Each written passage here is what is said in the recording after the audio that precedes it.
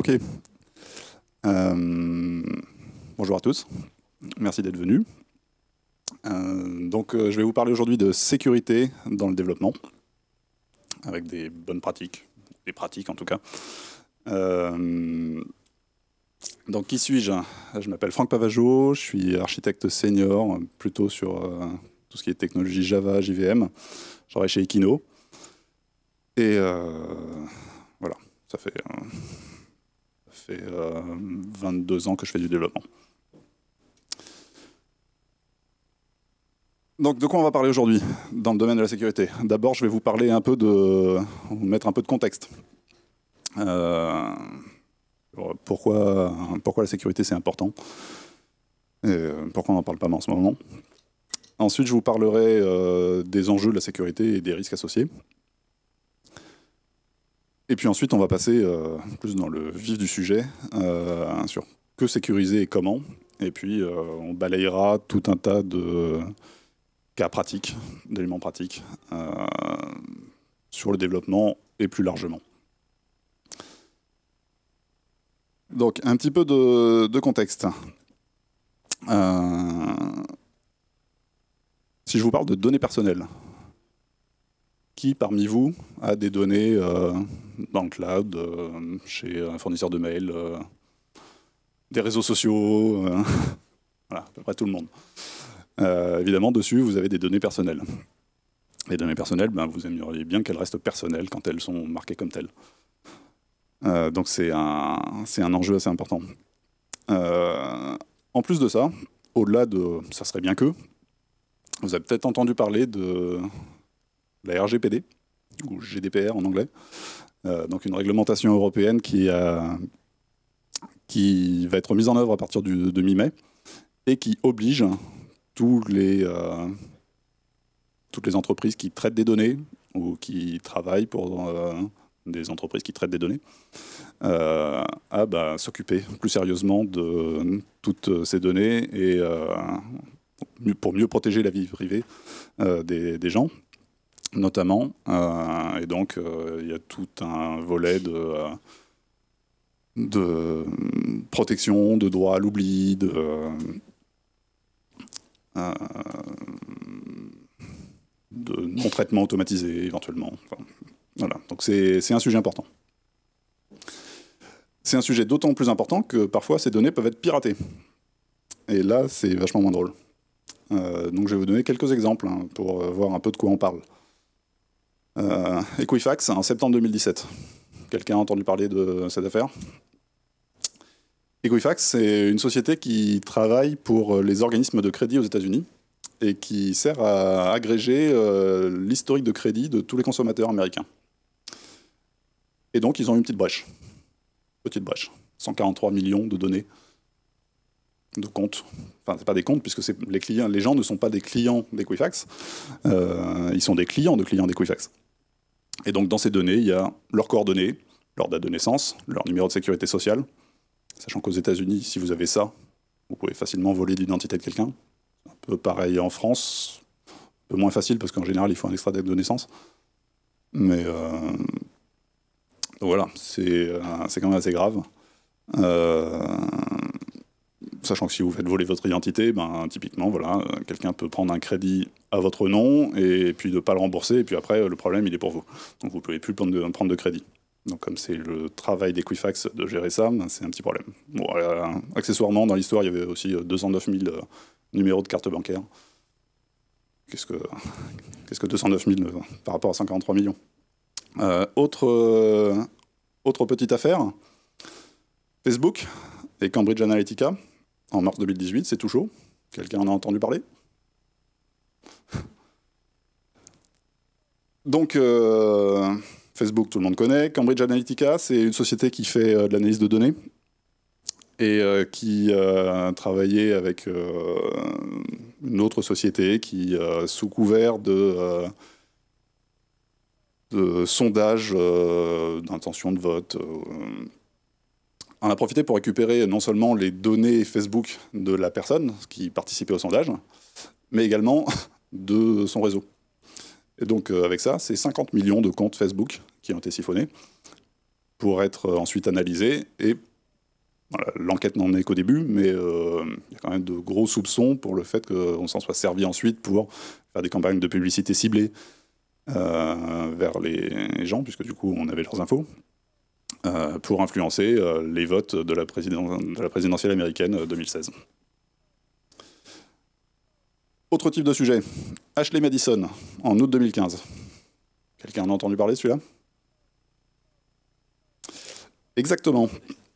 Alors, eux, ils ont perdu 25 gigas de données, dont les détails des utilisateurs. Et donc, l'objet du site, effectivement, c'est un site de rencontre, mais c'est un site de rencontre extra-conjugal. Voilà, petit détail. Donc, dans les données, il y avait les identités, l'adresse mail, la nationalité, l'orientation sexuelle, puisque ça faisait partie des critères de recherche. Ce qui peut avoir des impacts relativement importants, puisque, outre le fait que voilà, la base de données, donc pour la petite histoire, c'est un groupe de pirates qui a tenté de faire chanter Ashley Madison pour essayer d'obtenir de l'argent en disant bah, sinon on révèle vos données. Ashley Madison n'a pas payé, donc ils ont mis les données dans le public. Donc c'était accessible à tout le monde. Et donc, bah, dans ces données, voilà, il y a des adresses mail, il y a des noms, il y a des adresses. Le problème, c'est que parfois, surtout sur un site de rencontre extra-conjugale, les gens ne mettent pas forcément leur adresse, ils mettent peut-être l'adresse de quelqu'un d'autre. Donc, on a plein de faux positifs dans cette base, ce qui est un premier problème. Et puis, par rapport à la partie nationalité, il faut savoir qu'il y a des pays, par exemple, où l'adultère est un crime. En Arabie Saoudite, par exemple. Donc ça peut être un problème. Ou l'orientation sexuelle, même problème. Il y a des pays où l'homosexualité est un crime. Donc voilà, il y a des tonnes de gens qui se sont retrouvés outés comme au mieux adultères, au pire pour leur pays homosexuel. Donc voilà, problème. Encore un petit cas, VTech. Quelqu'un a déjà entendu le nom de VTech? Un fabricant de jouets. Des jouets électroniques connectés ou pas connectés. Donc en novembre 2015, bah, ils ont une petite fuite de données. 5 millions de comptes, avec dedans les données de 200 000 enfants. Avec des photos. Donc voilà, vous savez, quand il y a des photos d'enfants qui vont sur Internet, après, il peut arriver des choses moins bien. On peut se retrouver dans d'autres types de réseaux que des réseaux d'enfants. Donc c'est gênant tout ça. Et puis allez, une petite dernière pour la route. Yahoo. Tout le monde connaît Yahoo. En septembre 2016, ils ont annoncé que ils avaient eu un petit problème de sécurité et qu'il y avait 500 millions de comptes qui avaient été, dont les données avaient été récupérées fin 2014, donc ça datait un petit peu. Hein. On s'en rend compte 2 ans après. Bon, en tout cas, on le dit 2 ans après. Avec dedans le nom, l'adresse mail, pas le mot de passe en clair, c'est déjà ça, mais le hash était parfois avec MD5. MD5, l'algorithme est cassé, donc on peut le contourner. Et puis les questions de sécurité aussi, qui permettent de récupérer le mot de passe. Donc, parfois chiffré, parfois pas chiffré. Donc voilà, Yahoo, gros fournisseur de mails pour beaucoup de gens. C'est un peu gênant parce que derrière, le compte peut se faire pirater, donc il peut servir à spammer, à envoyer des malwares, à envoyer des virus. Ça aussi, c'est gênant. Mais en fait, c'est pas fini. Toujours Yahoo. En décembre 2016, cette fois, c'est plus 500 millions de comptes, c'est 1 milliard de comptes. Mais en août 2013, c'était un autre piratage, c'était pas le même. Et puis finalement, Yahoo, en octobre 2017, en réalité, c'est 3 milliards de comptes. L'intégralité des comptes Yahoo ont été piratés. Enfin, en tout cas, les données ont été piratées. Après, ça veut dire que quelqu'un a pénétré dans les 3 milliards de comptes, mais les données se baladent dans la nature. On peut les acheter pour quelques dollars par bloc de X. Je ne connais pas les tarifs du marché noir, mais globalement, c'est pas très cher.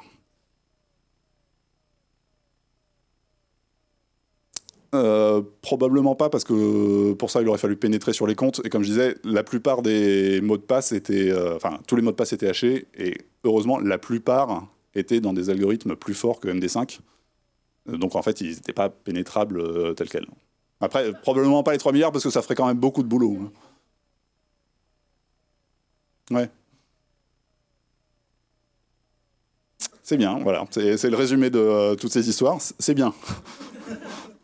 Donc voilà, c'était pour avoir un petit peu de contexte. Hein. Du coup, parlons un peu enjeux et risques de la sécurité. Premier enjeu, la responsabilité.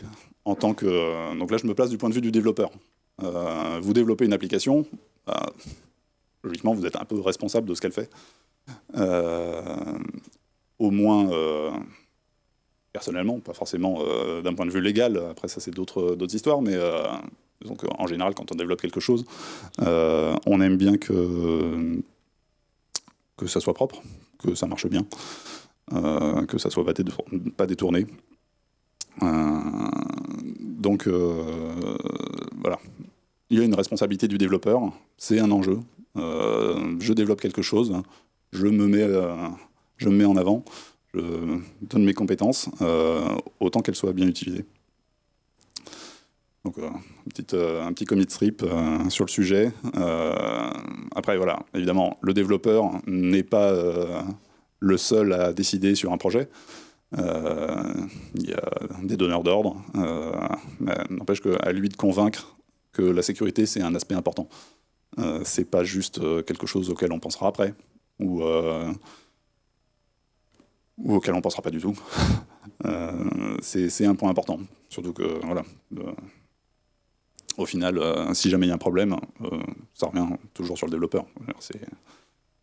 Il n'aura pas été assez convaincant avant, peut-être, mais ça sera de sa faute, du coup. Il y a un enjeu éthique. C'est pareil, c'est personnel, mais bon, je sais pas, mais moi, quand je développe quelque chose, j'ai envie qu'il soit utilisé ce pourquoi je l'ai fait, et puis que ça soit un objectif propre, clair, pas détourné. Donc voilà, s'il y a des fuites de données, après, elles peuvent être détournées pour autre chose, ça peut être gênant. Un autre enjeu, les données personnelles, j'en parlais tout à l'heure. Tout le monde en a, qui se baladent à droite à gauche. Donc c'est un enjeu, et quels sont les risques? Ça dépend. Pour les personnes, déjà, un risque vol d'identité. Alors vol d'identité, ça peut être juste par mail, mais ça peut être déjà assez grave, voilà.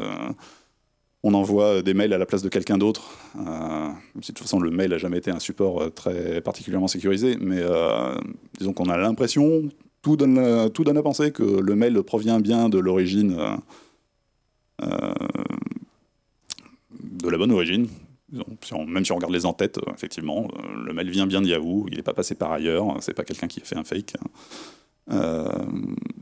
Mais voilà, derrière, ça peut être, on peut s'en servir pour transmettre des malwares, des virus, ou faire une tentative d'approche. Il y avait un scénario assez fréquent il y a quelques années, c'était envoyer un mail aux connaissances en disant je suis en voyage à l'étranger, je suis coincé, j'ai perdu ma carte bleue, est-ce que tu pourrais m'envoyer un peu de sous par Western Union à tel endroit pour me débloquer et que je puisse continuer mon voyage. Évidemment, c'est toujours fake. C'est juste un moyen de soutirer de l'argent à des gens.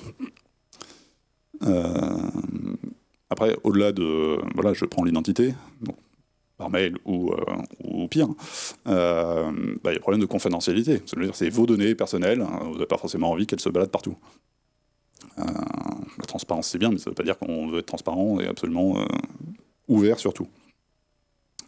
D'autant que derrière, ça peut, suivant les utilisations, ça peut mener à des problèmes de chantage. Donc, typiquement, le cas d'Ashley Madison a pu permettre, je pense que juste derrière le piratage, quand les données sont sorties, il y a quelques petits malins qui ont essayé de faire un peu de chantage à droite à gauche, en disant j'ai trouvé que vous étiez sur Ashley Madison, filez-moi, je sais pas, 0,5 bitcoin à telle adresse, et on n'en parle plus. Le temps entre le moment où l'affaire est sortie et le moment où elle a commencé à être rendue un peu plus publique, il y avait une petite fenêtre où on pouvait tenter ce genre de choses. Puis un risque quand même assez commun aussi, c'est quand c'est les données des comptes qui sont piratés, donc login, mot de passe. Souvent, les gens réutilisent les mêmes identifiants à droite à gauche. C'est pas bien, mais c'est ce que font souvent les gens. Qui ici utilise un gestionnaire de mots de passe? Pas la majorité. Donc pour ceux qui n'utilisent pas de gestionnaire de mots de passe, est-ce que vous réutilisez vos mêmes identifiants partout? J'ai du oui, j'ai du non. Voilà, après, il y a des petites variations. Hein. Je ne vais pas prendre exactement le même mot de passe, mais je vais me faire un moyen mnémotechnique avec, je sais pas, la première et la dernière lettre du site et le mois où je me suis inscrit, et, je sais pas, et un préfixe, enfin un morceau commun. Voilà, ça marche moyen en pratique. Donc voilà, la réutilisation d'identifiants, bah, ça permet de faire du rebond. Donc vos données sont volées à un endroit, et puis finalement, on va réussir à accéder à autre chose auquel vous aviez accès aussi. Ça peut avoir des conséquences. Genre se faire livrer, commander quelque chose à la place de quelqu'un d'autre et se le faire livrer ailleurs. Bon, il y a beaucoup de sites qui empêchent de changer l'adresse et de réutiliser le moyen de paiement. Donc, mais c'est pas le cas partout. Donc ça, c'était pour les personnes. Pour la source, donc en général une entreprise, la source d'où sont parties les données qui ont été piratées. Quels sont les risques? Les risques, c'est tout simplement de perdre des clients ou des utilisateurs, parce que c'est pas forcément des clients. Hein. Il y a plein de services qu'on utilise et qu'on paye pas. Mais n'empêche que du coup, quand vous n'êtes pas le client, vous êtes la donnée. En général, vous êtes le produit. Donc c'est vos données qu'on vend pour faire de la publicité, ou pour vous cibler des publicités en tout cas. Donc s'il y a moins d'utilisateurs de l'application, du site, de quoi que ce soit, forcément, c'est moins bien pour la boîte. Donc, ça peut être un problème. C'est un problème de réputation, d'image, hein, tout simplement. Yahoo, ça fait un peu mal quand ils disent que ils se sont fait voler 3 milliards de comptes. Et puis, bien sûr, il peut y avoir aussi, au-delà de je perds des clients, en supposant que c'était des clients payants, ça fait moins de chiffre d'affaires, mais il peut aussi y avoir des pénalités financières, hein, puisqu'il y a plein de pays où il y a des organismes qui vont un peu chapeauter ça, comme la CNIL en France, et qui peuvent infliger des sanctions, et qui pourront surtout infliger des sanctions à partir de mi-mai, quand le RGPD sera en place. Donc ça, c'était les données personnelles. Les données d'entreprise, ça peut être gênant aussi, parce que voilà, le piratage, c'est pas forcément que les données personnelles des utilisateurs, hein. Ça peut être les données carrément de qu'est-ce qu'il y a derrière le pli. Et donc les risques, c'est quoi? C'est l'espionnage industriel. Ils se retrouvent publics éventuellement. Voilà. Vos concurrents peuvent voir ce que vous avez fait, comment vous l'avez fait. Toujours des problèmes de confidentialité et de chantage. Si l'affaire n'est pas publique tout de suite, c'est pareil, voilà. On peut essayer de soutirer de l'argent à la société. Une variante des données personnelles avec vos identifiants réutilisés, là c'est juste qu'on risque de trouver des accès à d'autres systèmes et donc par là aller en compromettre d'autres, donc ça peut être gênant. Et puis derrière, peut avoir des procès parce que voilà, vous perdez vos données d'entreprise qui référencent vos fournisseurs ou vos clients, ils peuvent vous attaquer. Donc il peut y avoir des procès, ça peut mener à la faillite, voilà, ça serait dommage. Donc voilà, tout ça c'était pour faire un petit tour de tous ces enjeux, de tous ces risques, et de pourquoi c'est important la sécurité, et pourquoi il ne faut pas s'en occuper au dernier moment. Donc passons plus dans le vif du sujet. La sécurité, en pratique, qu'est-ce qu'on fait? Donc on va commencer par se poser deux questions. Que sécuriser et comment? Alors pour que sécuriser, on peut découper en 4 catégories. Les accès. Les accès à d'autres choses. Donc identification, qui vous êtes, et autorisation, donc des niveaux d'autorisation sur le système distant. Les ressources, donc des services, des serveurs, des bases de données, voilà, tout ça, qui peuvent être locales ou distantes. Des données qui sont à l'intérieur de ces ressources, des données qui peuvent être internes à l'application ou externes, qui ont pu être importées, qui peuvent servir à synchroniser avec d'autres systèmes ailleurs. Et des échanges de ces données. Parce que c'est bien des données qui sont dans un coin, mais en général, les données, on ne les laisse pas juste à un endroit. On les croise avec d'autres choses, on les fait transiter entre systèmes. Et donc, qui va faire des échanges avec les applications? Les utilisateurs des applications, d'une part, et puis des applications entre elles. Donc voilà, c'est ces 4 aspects sur lesquels il va falloir appliquer de la sécurité. Quels sont les moyens dont on dispose pour faire ça? Des contrôles, donc restriction d'accès. Je mets un login mot de passe.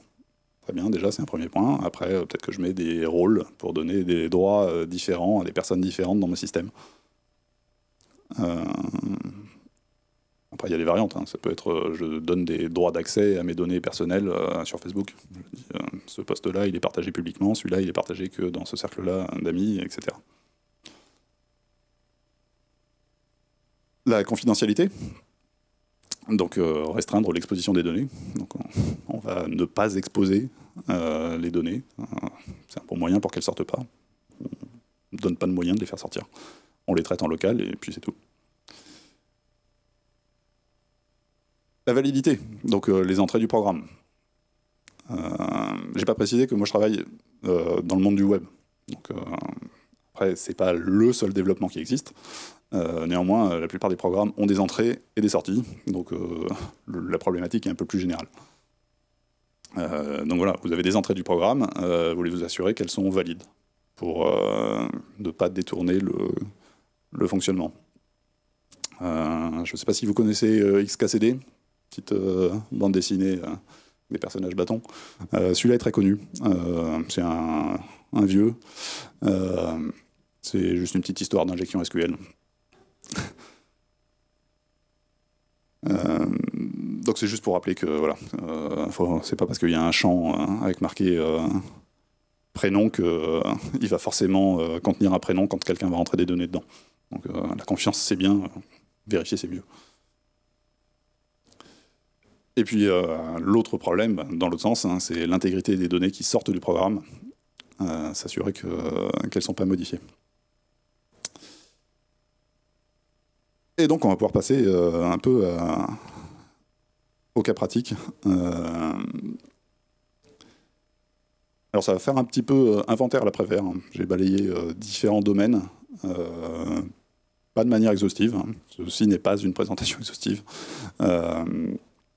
Il y a volontairement peu d'exemples de code concrets. Parce que déjà, je ne sais pas trop ce que vous faites comme langage à 42. Java, Node.js. Bon, après, voilà, il y a un exemple de code. C'est du Java, mais ça se réapplique partout.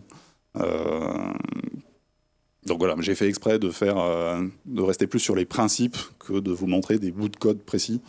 Parce que voilà, j'aurais pas forcément pris le C, j'aurais pas forcément eu du C sous la main pour illustrer tous les points. Donc voilà, j'ai préféré parler des principes. Et donc voilà, quand j'ai besoin d'illustrer, ça sera du Java. Et pour vous parler, éventuellement, je vais parler un peu d'infrastructure aussi. Je peux prendre quelques exemples sur Amazon Web Services aussi. Parce que c'est les stacks que j'utilise. Donc, la sécurité, elle va commencer par ses propres outils, déjà. Parce que c'est bien de vouloir développer quelque chose de sécurisé, mais d'abord, il faudrait se mettre en condition. Parce que, tout simplement, c'est quoi les risques avec ces outils? Se faire voler son ordinateur. Ça serait dommage, hein. Vous aviez une extraction de la base de données de prod de votre site avec 60 millions de comptes dessus. Voilà, ça serait dommage de se le faire piquer juste parce que on vous a piqué la machine physique qui allait avec. Vous pouvez vous faire pirater vos données d'accès.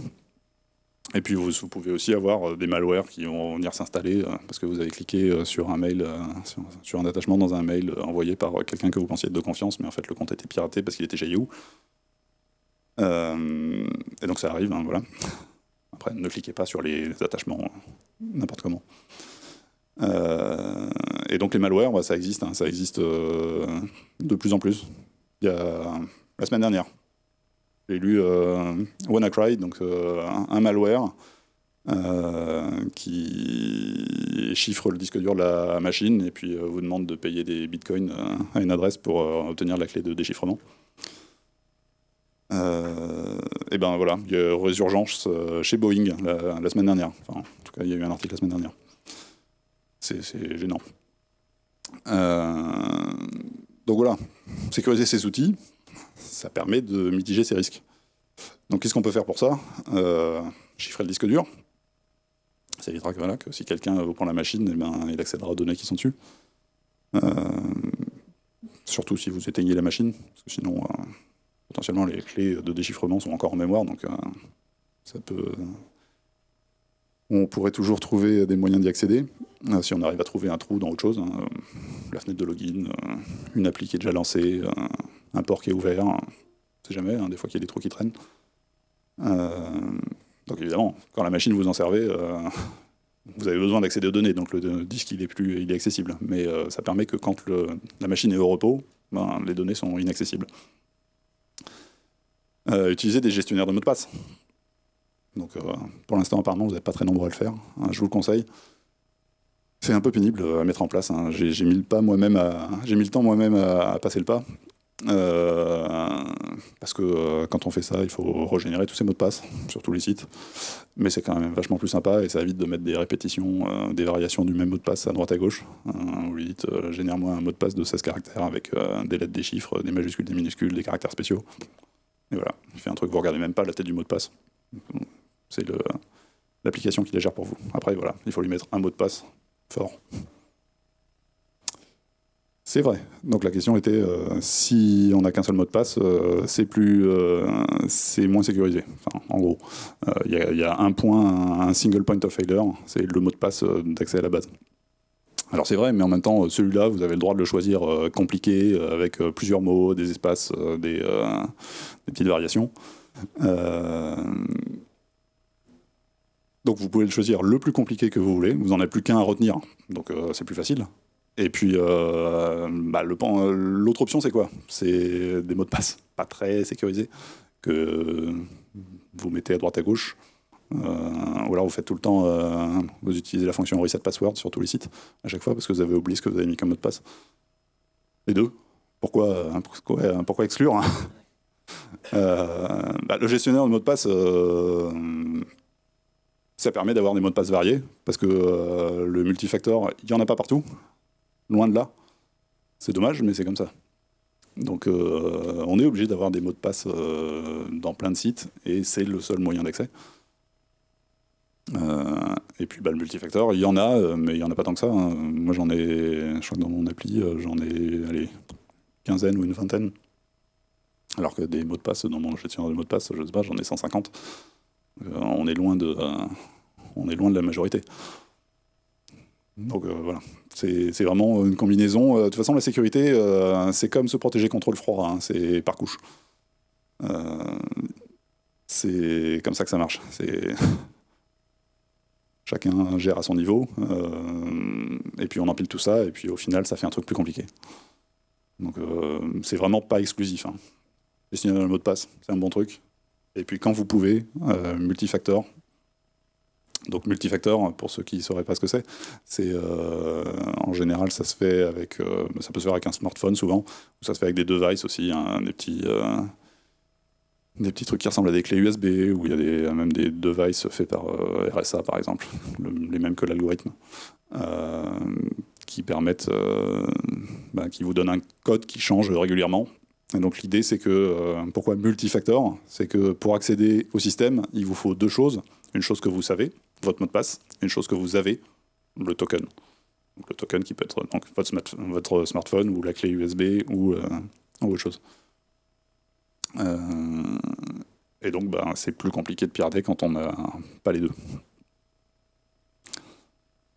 Plus compliqué. Après, il n'y a pas de sécurité absolue, hein, ça n'existe pas.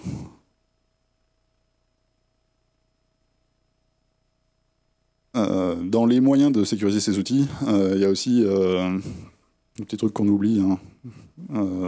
Faire des échanges chiffrés. Alors, pas pour tout, hein, envoyez pas la recette des pâtes, enfin, ne demandez pas la recette des pâtes carbonara à votre maman chiffrée, c'est pas la peine, mais quand vous faites transiter des données sensibles, genre les données du client, eh ben, les transmettez pas en clair. Des fois que il y a un petit piratage au milieu. Surtout quand on utilise des fournisseurs de mail en SaaS, Google ou Google Suite ou autre, bah souvent il y a de la rétention dedans. Donc, même quand on marque supprimer, il n'est pas forcément supprimé tout de suite. Donc ça fait des données qui traînent à droite à gauche. Et puis aussi, faites des sauvegardes. Ça peut, parce que voilà, vous prenez un malware sur votre machine, c'est toujours pratique d'avoir une sauvegarde à restaurer plutôt que de repartir de zéro. Ou enfin voilà, une alternative, c'est mettez tout dans le cloud. Après, le problème c'est voilà, vous voulez un cloud sécurisé. Donc voilà, les outils. Premier palier. On parle du cordonnier mal chaussé, mais là voilà, il faudrait quand même que le cordonnier se chausse un minimum. Il faut que le développeur prenne des mesures de sécurité pour s'y éviter, parce que voilà, déjà s'il pense pour lui, il aura plus tendance à y penser pour les autres après. Après, parlons un peu d'infrastructure. Parce que bon, le développement, voilà, on va développer des applications, après on va les faire tourner quelque part. Surtout dans mon cas, quand je fais des applications web, il faut bien faire tourner ça sur des serveurs.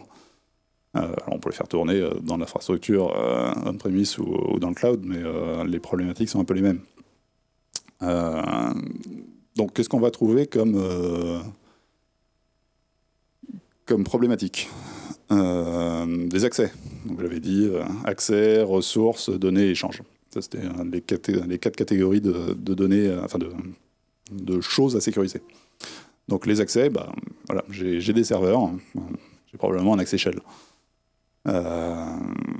C'est quoi les risques? Bah, c'est que quelqu'un utilise cet accès shell pour quelque chose auquel il n'est pas autorisé. Donc ça peut être parce que bah, c'est pas lui qui est censé avoir accès, mais il a récupéré de quoi y accéder.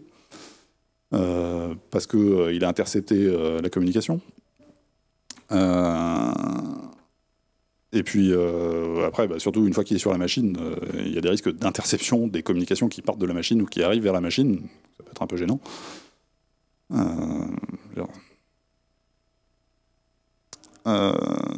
Puis il y a des problèmes de détournement de la machine, s'en servir pour faire autre chose. Ça peut être miner du bitcoin. Ça, à la limite, c'est juste vous qui allez payer la facture. C'est encore pas trop grave, mais voilà, ça peut servir aussi. J'ai une machine de rebond et maintenant je peux aller attaquer autre chose. Sauf que maintenant j'apparais comme venant de chez vous et plus de chez moi. Et puis le risque aussi, l'élévation de privilèges. Donc j'ai un accès simple utilisateur, mais derrière, une fois que j'ai un accès local à la machine, je vais trouver encore une fois un trou de sécurité sur un des programmes installés parce qu'il n'y a pas le tout dernier patch. Et puis j'en profite.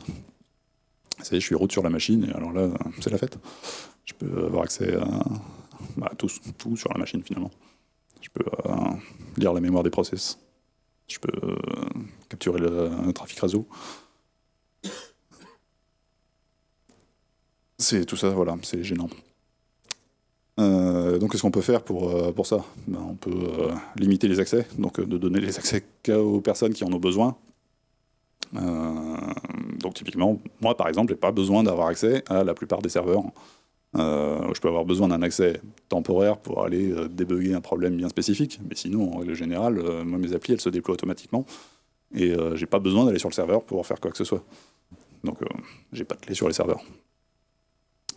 Ce qu'on peut faire, c'est utiliser des protocoles chiffrés aussi. Comme ça, on ne peut pas intercepter les connexions et on pourra pas. Quelqu'un d'autre ne pourra pas se servir de ma connexion pour refaire derrière le même genre de choses. Donc typiquement, du SSH. Et puis du coup, si on est sur du SSH, ne pas utiliser le login mot de passe. Parce que le login mot de passe, voilà, c'est encore une fois, c'est des choses à gérer. Il va falloir mettre au mieux dans un gestionnaire de mots de passe, au pire sur un post-it, ou sur un cahier dans le tiroir, mais bon, ça ne changera pas grand-chose. Donc il y a mieux, il y a des clés. On peut faire des clés assez sécurisées. On peut même faire encore mieux, des certificats. Parce que les clés, c'est bien, mais ça n'a pas d'expiration. Alors que quand on crée des certificats à partir de clés, et ben on leur met une durée d'expiration. Donc un certificat, c'est comme les certificats sur les sites HTTPS sur lesquels vous allez. Hein, les certificats, ils sont valides jusqu'à une certaine date, et puis bah, de temps en temps, ça se voit sur les sites, hein, on oublie de renouveler le certificat, et tout à coup, quand vous essayez de vous connecter, votre navigateur vous dit « Hey, il y a un problème ». En fait, il n'y a pas de problème. Pas vraiment de problème, c'est juste que le fournisseur de l'application ou du site a oublié de renouveler son certificat et il a expiré la veille. En général, ça se corrige assez vite, mais bon, c'est gênant quand même. Mais l'avantage, voilà, c'est qu'un certificat, ça expire. Ça évite de donner des accès ad vitam aeternam à un système, à une personne. On peut combiner aussi avec les systèmes de multifacteurs, etc. Et puis surtout, ne donnez pas des accès root directement, donner des accès avec des utilisateurs plus basiques, et puis utiliser des commandes type sudo pour donner ensuite accès à un nombre limité de commandes s'il y a des opérations spécifiques à faire sur la machine. Donc ça, c'était l'accès au serveur. Après, quand on est dans le cloud, ou quand on a un cloud privé, voilà, ça reste du cloud, hein, mais vous faites du cloud soit sur un fournisseur public, Amazon, Google, Azure, OVH, ce que vous voulez, ou vous faites du cloud privé, globalement, en général, derrière, il y a des outils de gestion de votre cloud. Donc une console qui vous permet de gérer vos ressources, vos serveurs, et puis bah, après ça dépend des services managés qui sont disponibles sur votre cloud. Si vous prenez chez Amazon, des services managés, il y en a, je sais pas, 150, 200. Voilà, vous pouvez faire tout ça à partir de la console AWS. Bah, du coup, voilà, le risque c'est que vous pouvez faire tout ça à partir de la console AWS. Donc, il faut sécuriser cet accès à cette console de gestion. Parce que sinon, vous risquez d'avoir des problèmes d'intégrité de votre plateforme. Quelqu'un pourrait instancier une ressource supplémentaire. Dès qu'elle est un peu grosse, ça peut passer inaperçu. Hein. Tiens, un serveur de plus qui s'est installé, on le voit pas trop. Voilà, on le tag, on lui met des noms qui ressemblent à ses voisins, même s'il a un autre rôle en pratique. Voilà. Miner du Bitcoin. Ça peut passer au milieu. Et puis, donc ça, c'est la version sympa encore. Voilà, on vous rajoute des ressources qu'on utilise pour autre chose. La version moins sympa, c'est un petit malin qui passe par là et qui décide de faire sauter votre prod. Et là, ben, vous n'avez plus de site parce qu'il a tout démonté. C'est gênant. Donc pour ça, après, c'est des moyens assez classiques. Hein. C'est encore du MFA et puis de la gestion de rôle. Donc, typiquement, voilà, sur AWS, on a du MFA disponible. Je n'ai pas utilisé Google, je n'ai pas utilisé Azure directement, donc je ne sais pas, mais je pense qu'il y a à peu près la même chose. Et puis il y a de la gestion de rôle surtout, donc on peut donner des rôles divers aux développeurs, aux administrateurs de la plateforme, aux gens qui veulent juste avoir un accès de consultation. Donc voilà, on peut faire des choses assez granulaires, et ça sur toutes les ressources disponibles. Donc quand dans votre SI, finalement, vous avez des serveurs, des queues de messages, des bases de données, qu'est-ce qu'on va trouver encore, des caches, des stockages objets, des CDN, des load balancers, des firewalls. Voilà, vous pouvez donner des droits d'accès différents à toutes ces choses-là en fonction des différents rôles. Et ça évite que n'importe qui fasse n'importe quoi, déjà par accident, et puis ensuite volontairement suite à une intrusion.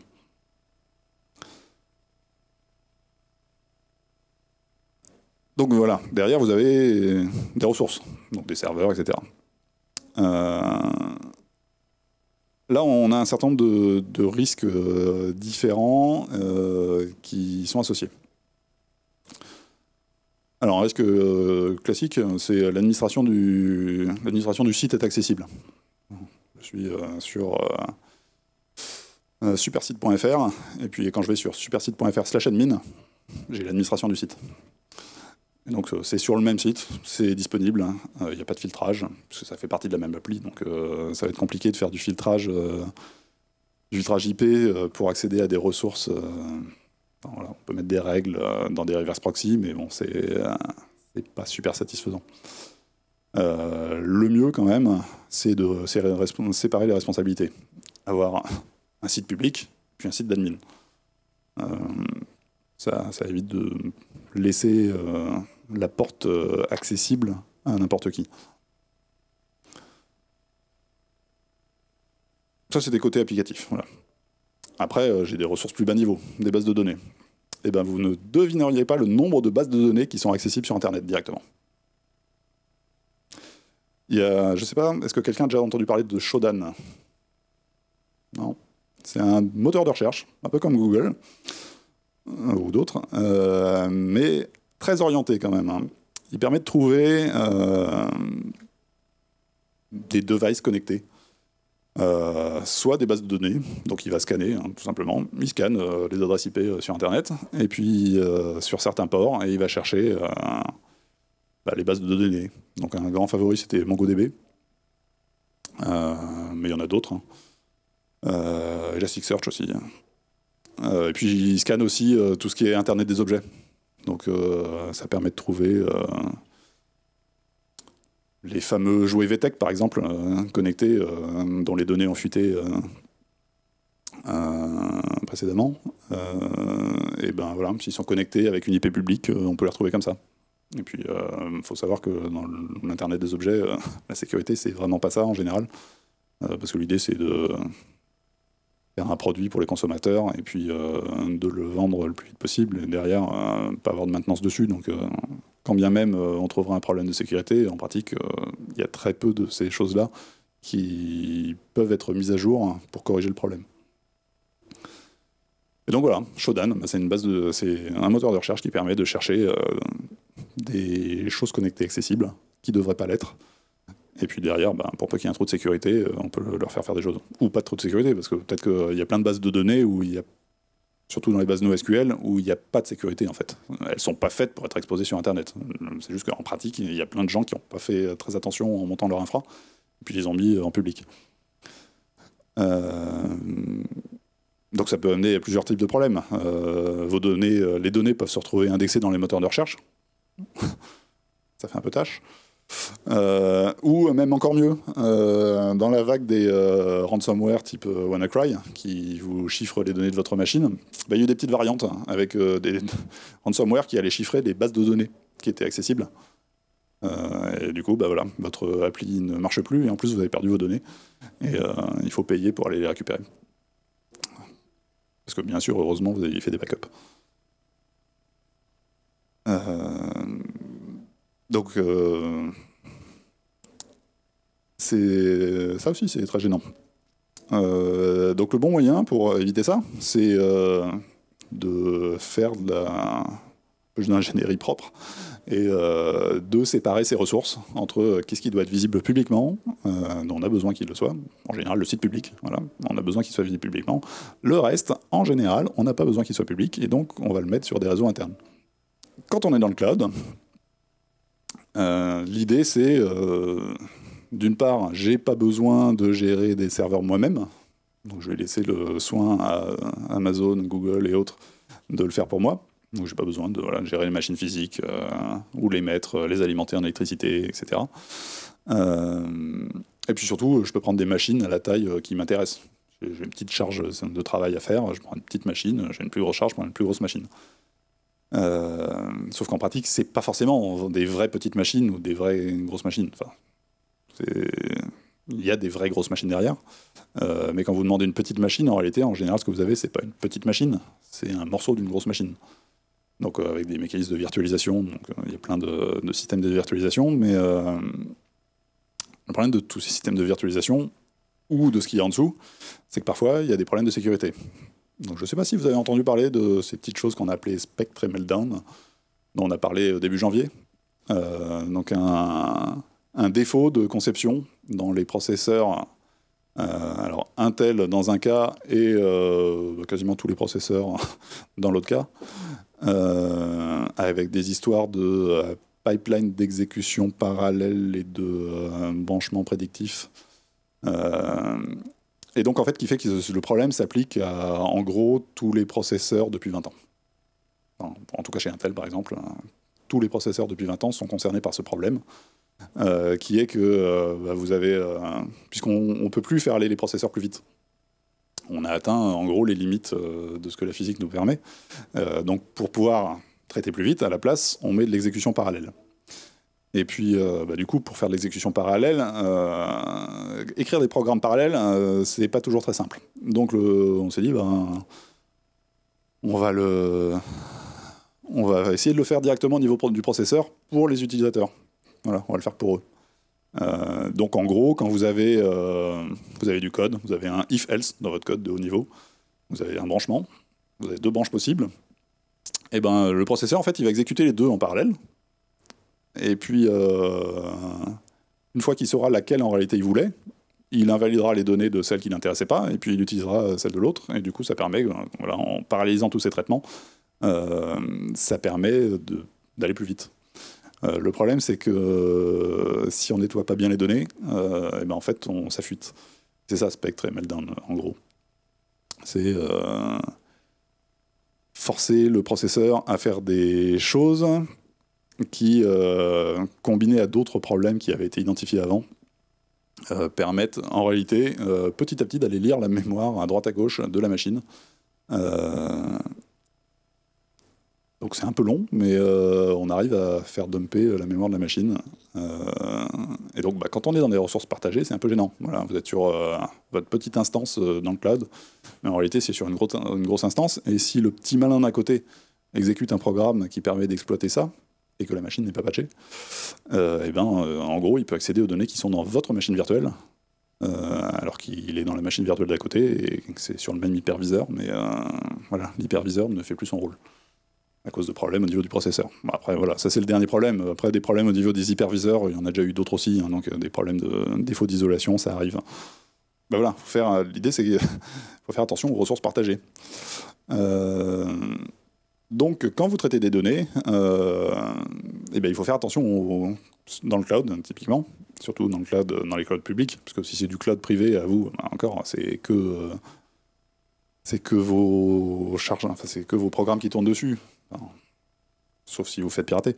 Mais donc de base, il y a moins à craindre. Alors que quand vous êtes dans le cloud public, vous ne savez pas à côté de qui vous tournez. Donc quelqu'un pourrait très bien s'amuser à démarrer des petites instances à droite à gauche et aller tenter de siphonner les données des autres machines qui sont dans les autres hyperviseurs. Il a de la chance ou il n'a pas de chance, c'est intéressant, c'est pas intéressant, mais voilà, ça peut être gênant. Donc, le moyen d'éviter ça, c'est de prendre des ressources adaptées, et typiquement quand vous avez des données un peu critiques, ne les faites pas traiter sur des ressources qui sont partageables parce que trop petites. Autre risque quand on a de l'infra, c'est que quelqu'un pénètre dedans et puis va la détourner pour faire différentes choses. Donc, je l'ai cité plusieurs fois, miner du Bitcoin. Voilà, ça consomme de l'électricité, mais derrière, et ça vous coûte de l'argent. Mais c'est le moindre des soucis. Mais voilà, il y a d'autres types de détournements. Rebond, donc s'en servir pour repartir vers d'autres machines et aller faire d'autres attaques. Proxy pour... là encore, c'est une variante du rebond. C'est juste... je m'en sers pour accéder à autre chose aussi. Spam. Je vais aller envoyer des mails pour vendre du Viagra ou dire que vous avez gagné la loterie ou que Madame Michu, mourante dans un hôpital du fond du Laos, a légué toute sa fortune et qu'on n'a pas trouvé l'héritier, donc on vous le donne à vous. Ça arrive encore. Et puis, plus gênant aussi, les attaques par amplification. Donc je vais détourner une ressource, typiquement, en appelant... ça se fait pas mal avec le DNS. Je vais faire une requête DNS sur un serveur qui est ouvert mais qui ne devrait pas l'être. En spoofant, donc en me faisant passer pour une autre adresse que mon adresse d'origine, ce qui fait que je ne recevrai pas la réponse, mais c'est pas grave parce que c'est celui que j'attaque sur lequel je veux faire envoyer la réponse. Et puis donc je envoie une petite requête, sauf que ça génère une grosse réponse. Et donc c'est comme ça qu'on fait des attaques, les fameux DDoS dont on parle régulièrement, qui sont de plus en plus gros. On voit on en est maintenant à des téraoctets par seconde de trafic pendant des attaques. Typiquement, ça utilise ce genre de choses, des DNS ou des devices IoT, hein, des caméras ou autres qui sont connectés à Internet, et on fait une petite requête pour récupérer les images de la caméra, par exemple. Les images, c'est assez gros. La requête, c'est en tout cas nettement plus gros que la requête. Donc voilà, si on spoof la requête, une petite requête HTTP d'un côté pour dire envoie-moi les images que tu as capturées. Et puis derrière, il envoie un gros paquet de données, sauf que c'est vers une adresse IP d'un site quelconque. Je sais pas, GitHub, c'est assez fréquent, ils ont ce genre de problème. Voilà. Ça fait plein de trafic entrant, et aux dépens des utilisateurs légitimes du site. Donc il vaudrait mieux réussir à sécuriser ces ressources pour éviter qu'elles soient retournées, qu'elles soient détournées. Pardon.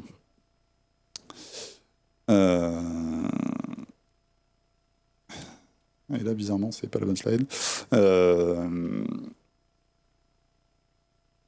Et donc là encore, le problème, c'est de sécuriser, et donc de ne pas laisser disponibles des services en public quand ils n'ont pas de raison de l'être.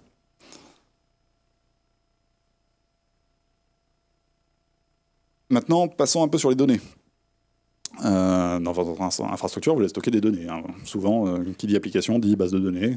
Donc évidemment, le risque, c'est qu'elle soit volée. Et notamment, après, voilà, quand la base est en train de tourner, si on arrive à obtenir un accès légitime pour se connecter dessus en tant que base de données, c'est sûr qu'on va pouvoir prendre les données qui sont dedans, c'est fait pour ça. C'est une base de données. Par contre, ce qu'on peut faire au minimum, c'est chiffrer les disques de la base, pour que quand la base est arrêtée, plus personne n'ait accès aux données. Donc ça permet que voilà, vous avez pris une instance d'une certaine capacité sur votre fournisseur de cloud. Au bout d'un certain temps, elle ne vous satisfait plus, parce que le trafic de votre application a augmenté. Vous voulez prendre une autre base plus grosse, donc vous allez snapshotter la base, et puis recréer une nouvelle instance avec une machine plus grosse à partir de celle-là. L'instance précédente, elle va être réutilisée pour autre chose, mais dessus, il y a quand même vos données qui sont restées. Donc, l'instance, il vaudrait mieux qu'une fois qu'elle est arrêtée, on ne puisse plus accéder aux données. Donc, on chiffre. Et puis ces données, évidemment, on les échange. Donc c'est quoi les risques des échanges? L'interception. Donc l'interception, on peut faire deux choses. Lire, déjà. C'est déjà pas mal. Et puis surtout modifier. Donc ce qu'on appelle man in the middle, se mettre au milieu. Coller un proxy, un reverse proxy au milieu. Et puis en profiter pour intercepter et manipuler la réponse. En général, c'est pas une très bonne pratique. Après, il y a des gens qui le font de manière connue. Il y a plein de fournisseurs d'accès, par exemple, aux États-Unis, où c'est autorisé, qui interceptent les requêtes HTTP pour injecter de la pub dedans. Vous allez sur un site, et puis il y a des pubs dedans, mais c'est pas des pubs qui ont été fournies par le site, c'est des pubs qui sont fournies par votre fournisseur d'accès. Pour se faire un peu plus de sous, parce que vous ne payez pas assez tous les mois pour avoir accès à Internet.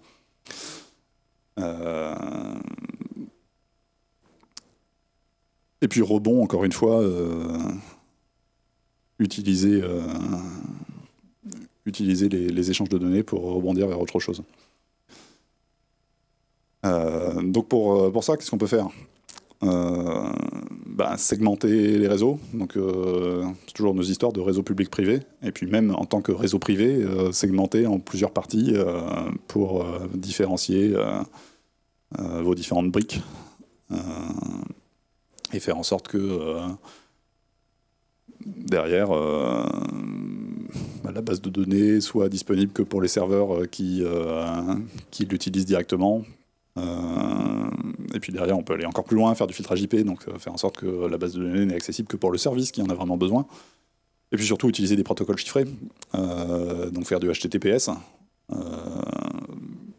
Maintenant, il n'y a plus vraiment de problème à faire du HTTPS. Il y a quelques années, on disait c'est un surcoût CPU.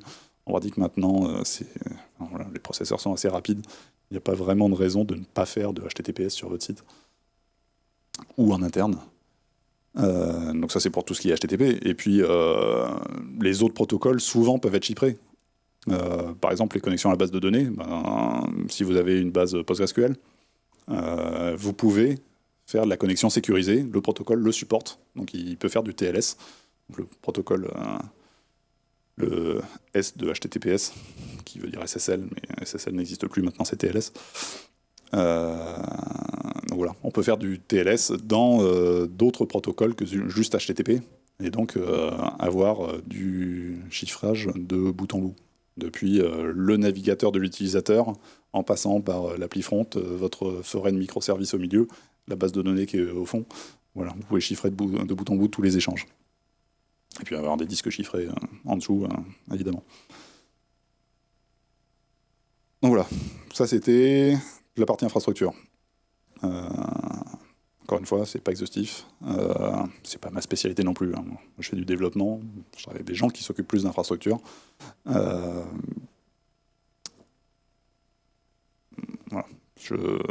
Je ne gère pas ça au quotidien. Après, ça fait partie quand même de mon monde. Passons plus sur le développement lui-même. Comment intégrer la sécurité? Déjà, en fait, c'est avant de se dire quoi sécuriser comment, il y a un problème de méthodologie, en fait. Comment on va aborder la sécurité? La sécurité, c'est pas, comme je disais, c'est pas un truc auquel on va penser après. C'est pas, je vais écrire mon appli et puis à la fin, je vais me dire, et au fait, comment est-ce que je fais en sorte que n'importe qui n'accède pas aux données? Si on veut que ça soit proprement fait, il faut le faire en même temps que le reste. Sinon, c'est comme tout, on fait les trucs à la fin, ça arrive comme un cheveu sur la soupe, c'est mal intégré, c'est plein de bugs. Donc les risques, c'est quoi? C'est les bugs techniques, le bug, quoi. Ça peut être aussi le bug fonctionnel. J'ai implémenté un truc, mais en fait, c'était pas tout à fait ça. Je veux dire, ça marche tel que je l'ai conçu, mais en réalité, ça répond pas au problème. Et donc ça, c'est pas un problème de je sais coder, je sais pas coder. C'est juste un problème de... parce que les bugs, de toute façon, ça arrive. C'est plus un problème de je fais des trucs dans mon coin tout seul. Donc qu'est-ce qu'on peut faire pour pallier ça? Des revues. La revue de design, déjà, pour éviter les bugs fonctionnels. Donc se poser la question à plusieurs de comment ça marche, ce qu'on est en train de faire. Et est-ce qu'on peut le faire marcher autrement que ce à quoi on a pensé? Parce que voilà, en général, le problème c'est ça, c'est on détourne l'utilisation initiale et après, on en fait faire autre chose. Donc la revue, c'est un bon moyen. Pas se lancer juste dans le code tête bêche, plutôt réfléchir un peu, quoi. Donc revue de design, revue de code. Est-ce que y en a parmi vous qui contribuent un peu à de l'open source? Non. Typiquement, ça a été beaucoup popularisé avec GitHub, même si c'est pas propre ni à GitHub ni même à Git. On peut faire du développement en utilisant des branches temporaires et en faisant revoir les modifications à d'autres personnes avant de les intégrer dans la branche de développement principale. Plutôt que de se dire, hop, tout le monde pousse le code dans la branche principale et puis on regarde après à quoi ça ressemble et un peu au petit bonheur la chance. Je passe par là, ah tiens, j'ai vu cette classe, ah tiens, j'ai repéré un bug dedans. C'est quand même mieux si on les attrape avant. C'est pas que pour la sécurité, hein, c'est valable pour tout le développement. Plus un bug est attrapé tôt, moins il coûte cher. Si vous l'attrapez, un bug que vous attrapez sur votre poste directement au moment où vous l'écrivez, parce que vous écrivez un test unitaire, il ne va pas dépasser votre poste, il ne sera jamais commité, il ne sera jamais compilé ailleurs que sur votre machine.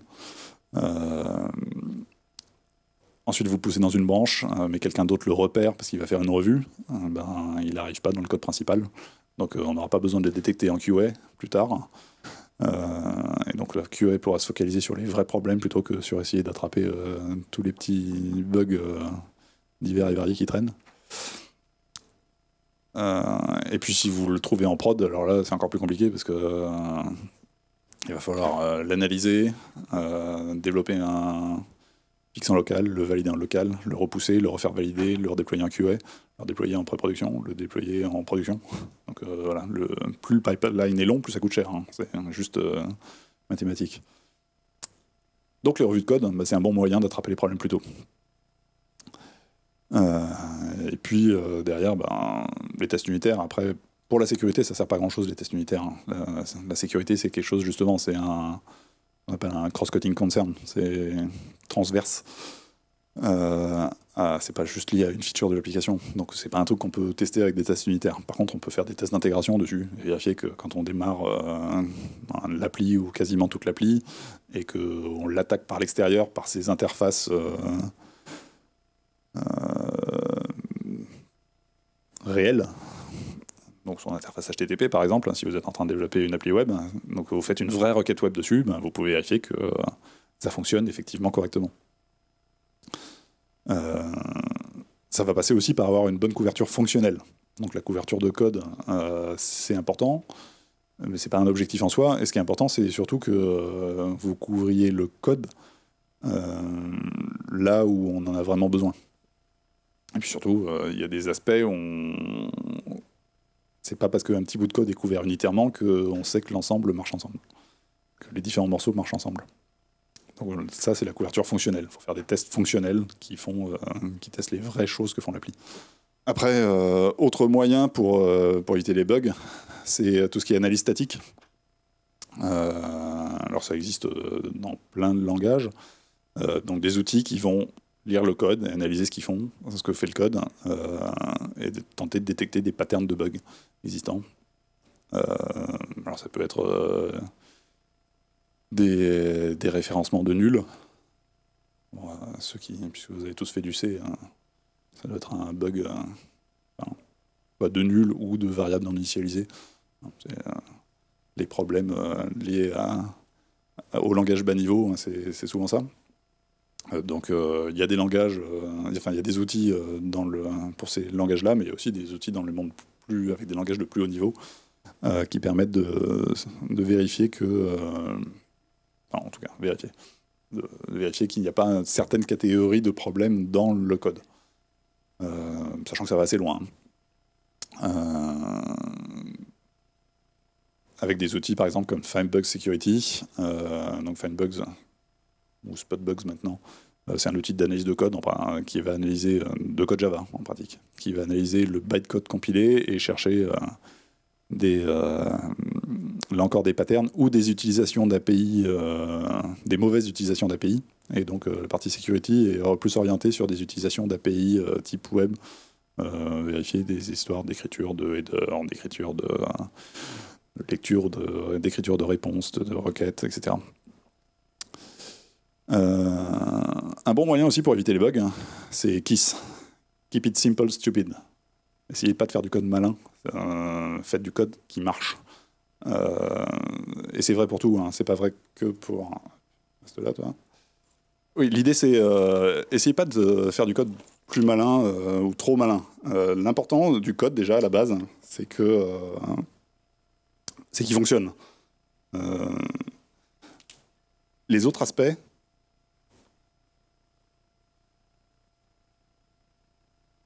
viennent après. Que ce soit la sécurité,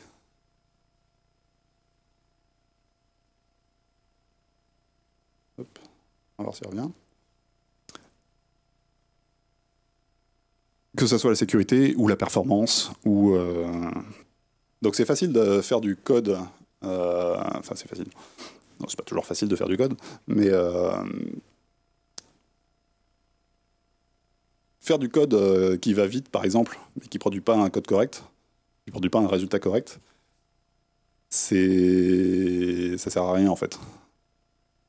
C'est mieux vaut Non, toujours pas.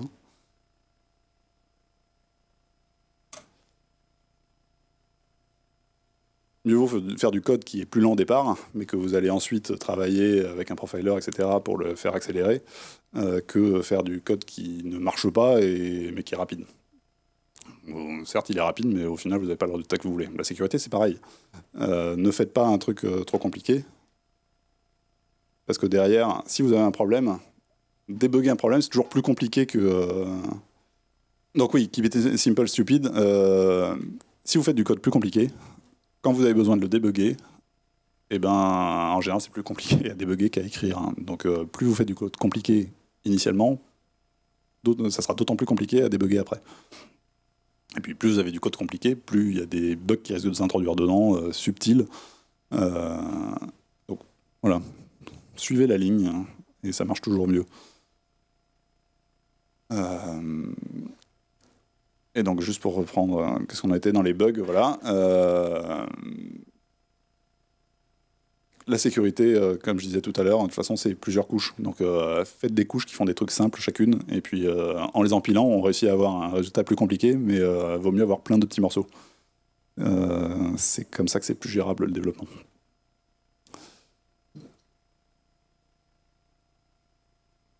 Alors, ensuite, dans notre développement, on va accéder à des ressources.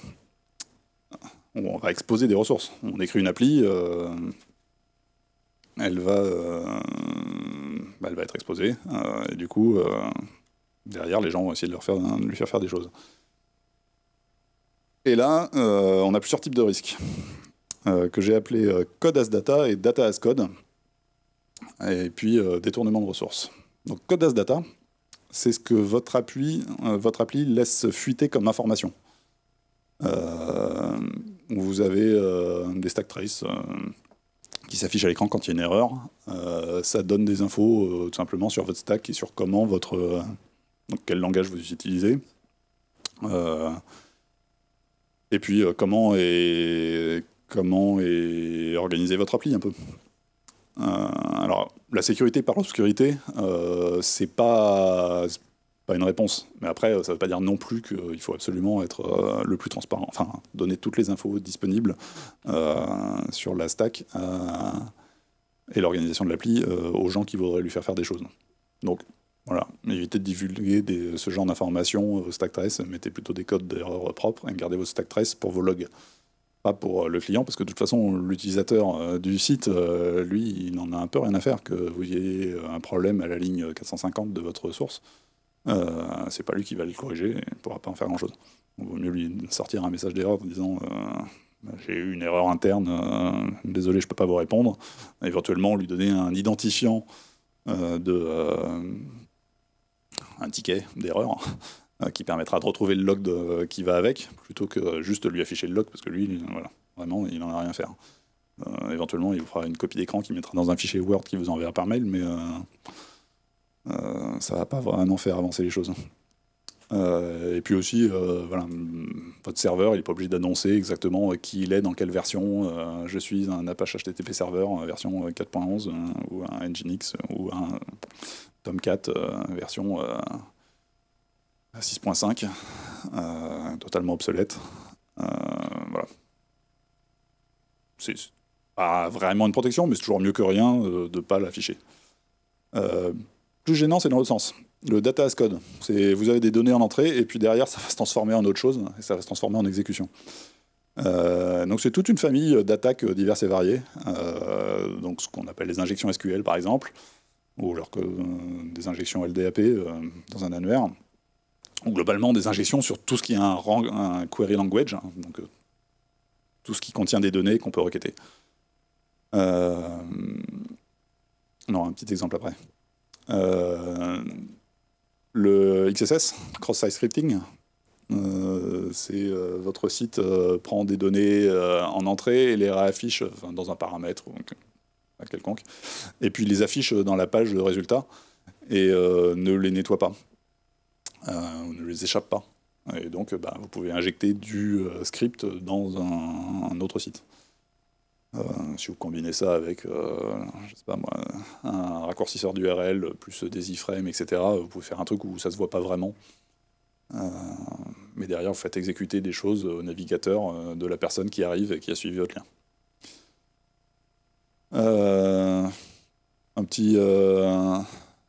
Petite attaque amusante aussi, le CSRF, comme le Cross-Site Request Forgery. Donc c'est faire exécuter à votre navigateur une requête sur un autre site que celui sur lequel il est en train de se balader actuellement. Ce qui peut être gênant dans le cas où la requête qu'on fait exécuter, c'est fait un virement de 1000 € sur tel compte. Bon, en pratique, ça n'arrive jamais, ça. D'autres exemples, le response splitting. Vous réussissez à injecter des données qui vont dans les headers HTTP. Donc quelque chose, éventuellement un header HTTP dans la requête en entrée, qui est reflété dans la requête en sortie. Et puis vous injectez des retours à ligne dedans, et du coup, avec une requête, vous générez 2 réponses. Et puis ça confuse un peu le navigateur ou les proxys qui sont au milieu, et puis voilà, ça génère une réponse supplémentaire. Ce qui peut amener au problème suivant, le cache poisoning, qui fait que vous faites stocker au cache des données qui sont fausses. Donc quand il y a des caches d'entreprise, par exemple, ça peut être gênant.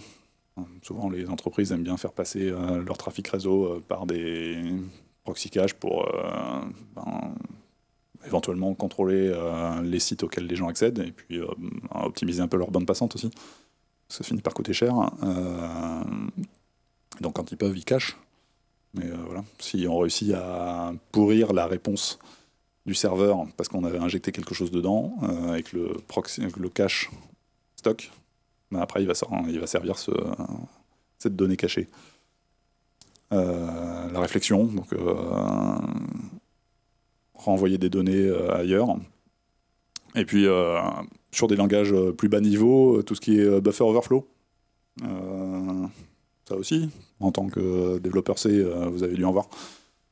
Écrire dans une string, dans un tableau de chars, plus que le nombre de chars que vous aviez droit. Et puis le problème, c'est voilà, quand vous écrivez dans la mémoire à un endroit qui ne vous appartient pas, on ne sait pas trop où ça atterrit. Ça peut atterrir dans d'autres données, au mieux, et puis éventuellement là où se trouve le code exécuté finalement, et puis ça c'est plus gênant parce que ça veut dire que si on injecte le bon payload, on va faire exécuter autre chose au programme que ce pourquoi il était prévu. Y compris lui faire lancer un shell et puis se retrouver avec un accès sur la machine. Et donc qu'est-ce qu'on peut faire contre tout ça? Déjà utiliser des langages adaptés. Donc le C c'est bien. Mais c'est ses applications. Je veux dire, faire des outils en ligne de commande, c'est très bien. Faire des programmes qui font du traitement d'image, on a besoin de super perf. Voilà, des trucs qui tournent en headless, très bien aussi. Pourquoi pas? Puis après, voilà, il y a d'autres langages qui permettent d'avoir des niveaux de performance quasiment identiques, mais avec moins de soucis. Et donc voilà, le C, c'est peut-être pas le truc le plus adapté si vous voulez écrire, par exemple, une appli web. Parce que vous avez autre chose à faire que gérer des pointeurs et des allocations et des désallocations. Vous voulez plutôt vous concentrer sur le métier de l'appli. Donc, premier moyen, utiliser les langages adaptés. Deuxième moyen, utiliser les fonctionnalités du langage. Souvent, les langages proposent des API diverses et variées pour accéder, par exemple, à des bases de données. Si on les utilise correctement, on peut éviter ces genres d'attaques. Et puis utiliser aussi ce que nous proposent les différents standards du web pour éviter des détournements, notamment. Avec par exemple le détournement ou le cross-site request forgery. Pour ça, on peut utiliser les standards CORS, donc le Cross Origin Resource Sharing, qui permet à un serveur de dire j'accepte qu'on m'appelle intégré dans un autre site sur telle et telle ressource avec tel et tel verbe. Et puis si c'est pas ce site-là qui m'appelle, je le fais pas. Et donc ça, c'est implémenté par les navigateurs et ça permet que si je suis sur yahoo.fr et que dedans quelqu'un a réussi à faire du cross-site scripting et injecter des appels, et ben en pratique, le navigateur refusera de les exécuter parce que derrière, ça ne répondra pas avec ce qu'il y a dans les headers Corse envoyés par le serveur. Et puis aussi, utiliser le bon verbe HTTP, parce que notre fameuse requête de fais-moi un virement de 1000 € sur tel compte, si on ne peut pas la faire avec un get, donc le truc que va faire un navigateur par défaut pour la plupart de vos requêtes. Si vous appelez une image, ça fait un get. Si on ne veut pas planquer ça à la place d'une image, faire un espèce de mini pixel qui en réalité est un appel vers le serveur de ma banque qui fait faire un virement, s'il n'y a pas d'appel en get qui permet de faire le virement, eh ben, j'aurai pas de problème. Donc faut connaître son HTTP et l'utiliser correctement. Petit exemple, quand je parlais des fonctionnalités du langage, donc comme je disais, c'est le seul exemple de code en Java, mais bon, ça se lit, hein, c'est pas très compliqué. J'ai une petite requête SQL, où je fais select from users where login égale une petite concaténation, end password égale une petite concaténation. Et donc je vais faire exécuter ma requête concaténée sur ma base de données. Et là, petit problème, si dans mon paramètre login envoyé dans ma requête HTTP, je fais le petit malin, et puis donc je ferme, on note que là j'avais une apostrophe pour ma chaîne, une autre ici, mais si en pratique je fais semblant, je la ferme dans ma chaîne ici, puis je rajoute du pseudo, je rajoute du SQL derrière qui va s'exécuter tout le temps, puisque là ça veut dire donc mon login égale mon login à moi, mais ou 1 égale 1, c'est tout le temps vrai, et puis le password égale machin, et ben voilà, ça va s'exécuter tout le temps. Ça serait dommage. Alors qu'en réalité, si on utilise correctement ce que fournit les API de notre langage, on peut utiliser des placeholders ici, là, tac, et qu'on va passer par une API propre, et derrière, la couche de l'API qui va transformer ça en vraie requête, va faire ça proprement, et va passer les bons types d'objets, et s'il y a besoin de faire la concaténation, elle le fera, mais au moins la partie je sais échapper ma chaîne, et échapper correctement les apostrophes qui s'y trouveraient, va être fait à un endroit unique qui aura été bien testé. Et puis, avec un peu de chance, mon connecteur de base de données supporte directement le passage de paramètres, et puis j'ai même rien à faire. Donc c'est important, il faut connaître ses outils, connaître sa stack, et pas appeler des ressources n'importe comment. Surtout avec des données qui proviennent de l'extérieur. Après, de toute façon, la requête, elle serait jamais écrite comme ça, parce que on va jamais demander je veux le login et le mot de passe, parce que le mot de passe, il n'est pas en clair dans la base, évidemment. En pratique, on va demander file-moi le login, enfin les données de l'utilisateur qui a tel login, dont le mot de passe haché, et puis on va vérifier que le hash correspond au local. Et puis il aura avancé un peu, du coup la fin va être un peu rapide peut-être, ou on sautera un peu. Autre risque, développer du logiciel, c'est bien. En pratique, vous ne développez jamais l'intégralité de votre application de A à Z. Vous utilisez des frameworks, vous utilisez des bibliothèques, vous utilisez des serveurs divers et variés qui ont des SDK, enfin, voilà, pour accéder à votre base de données ou à vos ressources Amazon ou à vos ressources Google. Voilà, il y a des dépendances. Vous utilisez un framework pour faire du MVC sur le front, vous utilisez un framework pour faire autre chose. Enfin, voilà, des dépendances, il y en a partout dans les applis. Le problème, c'est que c'est comme tout logiciel, il peut y avoir des bugs dedans, y compris des trous de sécurité. Et donc, pour la petite histoire, notre Equifax du début, là, le gestionnaire de l'historique de crédit aux États-Unis, le piratage, a priori, il est parti d'une faille dans une bibliothèque MVC qui s'appelle une bibliothèque du projet Apache, qui s'appelle Struts. Donc il y a eu un trou de sécurité, il a été identifié. Le seul problème, c'est que 3 mois après, ils n'avaient toujours pas patché leurs applications, ils n'étaient pas passés sur la dernière version. Et puis donc le trou était là, et puis quelqu'un s'en est servi. Donc ça a un coût. Mais en pratique, il faut maintenir ces applications. C'est bien beau d'écrire une application, elle tourne, mais derrière, il faut la maintenir à jour, parce que déjà, si on ne le fait pas au fil de l'eau, c'est toujours plus compliqué, parce qu'on risque de prendre des sauts de version un peu plus compliqués. Dès qu'il y a eu des évolutions un peu majeures, si on ne l'a pas suivi en direct, si on doit se payer 3 évolutions majeures d'un coup, ça va être compliqué. Donc voilà, il vaut mieux le faire au fil de l'eau. Et puis, on peut utiliser des outils aussi pour analyser ces dépendances. Il y a des outils qui font ça, qui permettent de dire votre programme il tire sur tel et tel lib, et puis cette lib, dans telle version, il y a un trou de sécurité connu, puisqu'il y a des bases de trous de sécurité qui existent. Et ben on peut se servir de ça pour agréger toutes ces données et dire votre application en fait est vulnérable. Dans les échanges de données, les risques, c'est d'avoir des données invalides. Donc côté développement, qu'est-ce qu'on peut faire? On peut faire de la validation de données. Donc déjà, s'assurer qu'elles ont à peu près la bonne tête. On peut filtrer les données pour s'assurer qu'elles appartiennent par exemple aux bonnes classes de caractères. Si on a si on demande un numéro de carte bleue, autant vérifier que ça ne contient que des chiffres et pas des lettres qui pourraient déclencher un bug autre.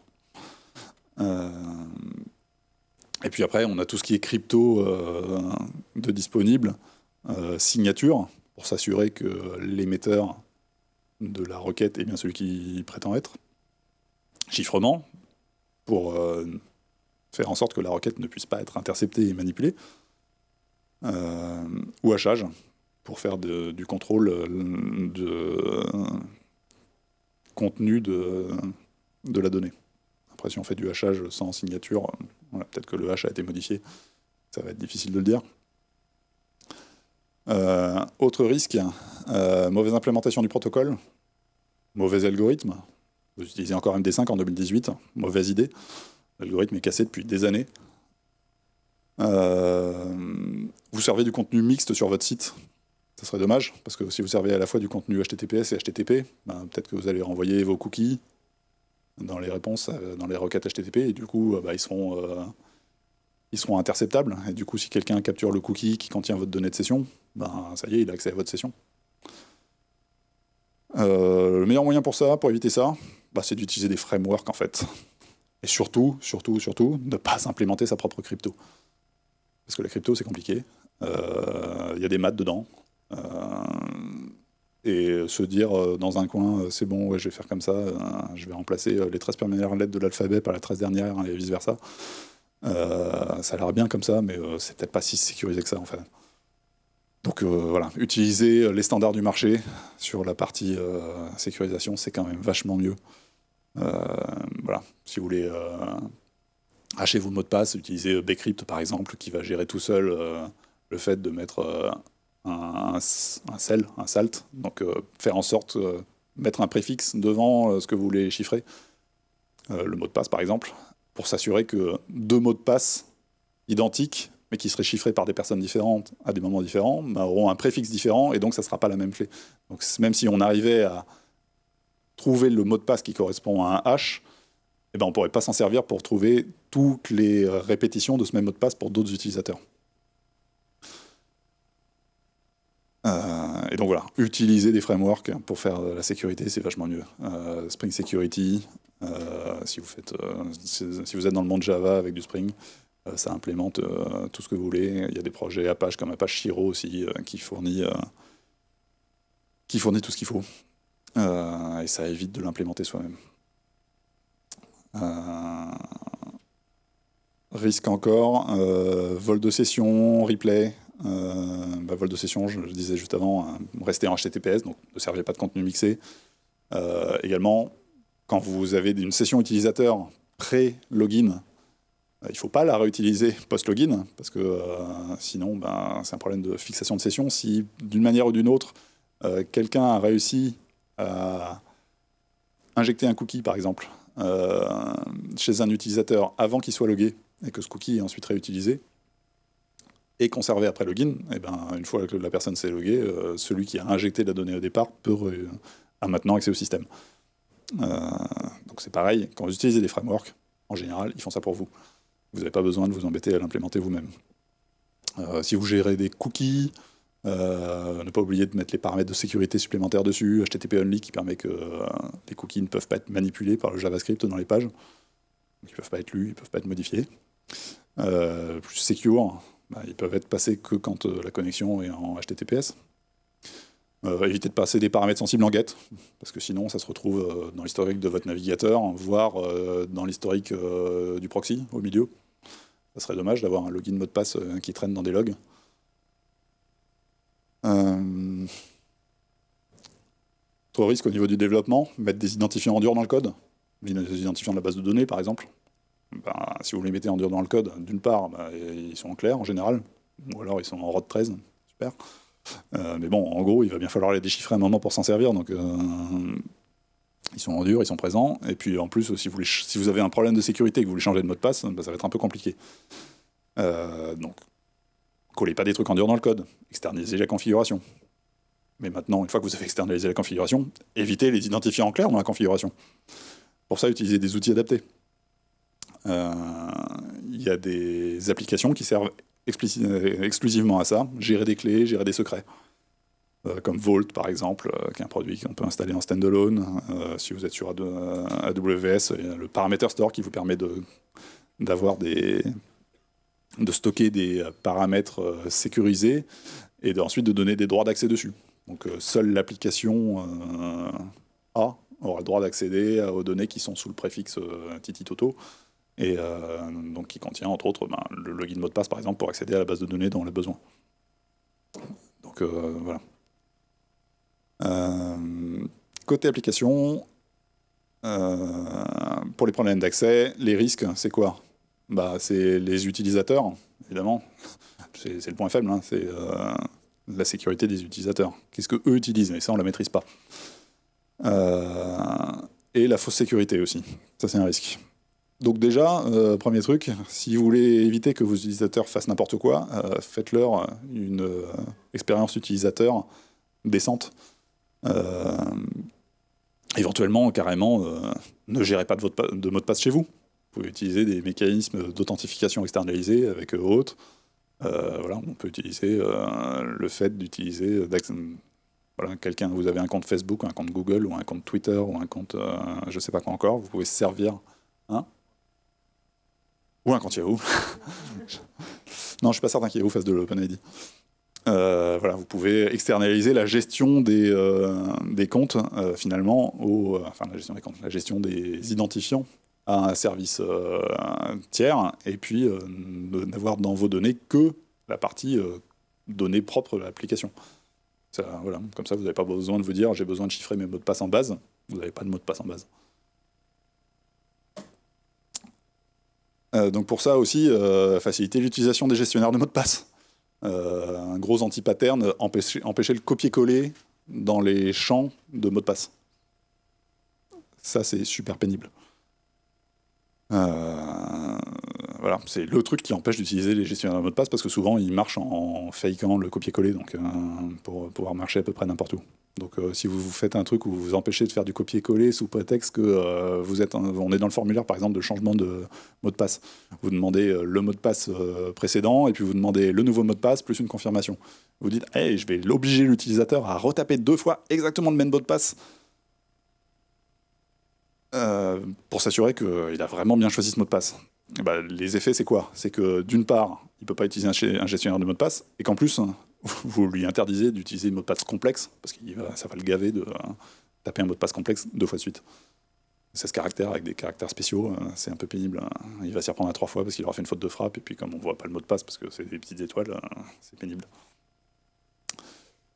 Éviter les règles de mot de passe complexes aussi, avec il faut une majuscule, une minuscule, un chiffre, un caractère spécial, pas de répétition du même caractère 3 fois, pas l'âge du capitaine et pas le signe astrologique du mois.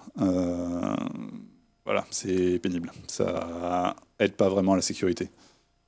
Et puis éviter de demander des rotations trop fréquentes aussi, parce que c'est pareil, surtout combiné avec des règles de mot de passe complexes, ça fait que les utilisateurs ils mettent n'importe quoi, des trucs simples, et puis ils collent sur des post-it et ils l'accrochent sur l'écran. Voilà, et ça passe au JT parce qu'il y a eu un reportage là, et il y a N exemples de reportages avec le post-it derrière ou le tableau blanc, enfin bon, des mots de passe écrits, il y en a partout. Les données, le risque c'est toujours le vol. Donc pour éviter le vol de données, tout simplement, le mieux c'est de ne pas avoir de données. Alors évidemment, vous avez besoin d'un peu de données, mais quand vous stockez des choses, demandez-vous si ça sert à quelque chose. Alors évidemment, c'est pas forcément le développeur tout seul dans son coin qui va décider, mais pensez-y quand même. Demandez-vous et faites réfléchir les gens autour de vous sur est-ce qu'on a vraiment besoin de stocker ça? Est-ce que ça va nous servir à quelque chose ou c'est juste un truc qui va nous revenir dans la tronche plus tard quand les données auront fuité? Si les données fuitent. Ça, c'est quand c'était la version pessimiste et si c'est optimiste. Et puis le risque aussi, c'est le détournement de l'application. Hein, donc pour ça, c'est sortir un peu de je suis en train de développer mon application et je veux qu'elle fasse ceci, cela. C'est qu'est-ce qui se passe? Est-ce que je peux arriver à lui faire autre chose? Donc voilà, c'est prendre un peu de recul sur son application et changer de point de vue et voir à quoi elle sert aussi. Et puis éventuellement faire une analyse d'impact aussi de j'ai des données, à quoi elles peuvent servir, autre que ce à quoi j'avais prévu. Un dernier petit point aussi, l'exposition involontaire. Vous avez des données qui sont stockées en base, et puis dans une base SQL avec une clé primaire qui est une séquence. Et du coup, la séquence, elle apparaît dans vos URL, en query parameter, peu importe. Demandez-vous, quand vous faites apparaître des identifiants dans vos URL, si ça expose quelque chose. Je sais pas, moi, vous êtes loueur de voiture et vous affichez un nouvel entrant sur le marché, et puis sur votre site, quand on accède, on fait une demande de location de voiture et qu'ensuite on accède à la fiche, le numéro d'accès, c'est le numéro c'est le numéro de séquence dans la base des locations. C'est vachement intéressant comme info pour vos concurrents, ça de savoir qu'il y a eu en pratique que 1000 locations chez vous. Ou au contraire qu'il y en a eu 10 millions et que vous êtes peut-être un concurrent dangereux. Donc voilà, il faut réfléchir aux données qu'on affiche, qu'on fait sortir.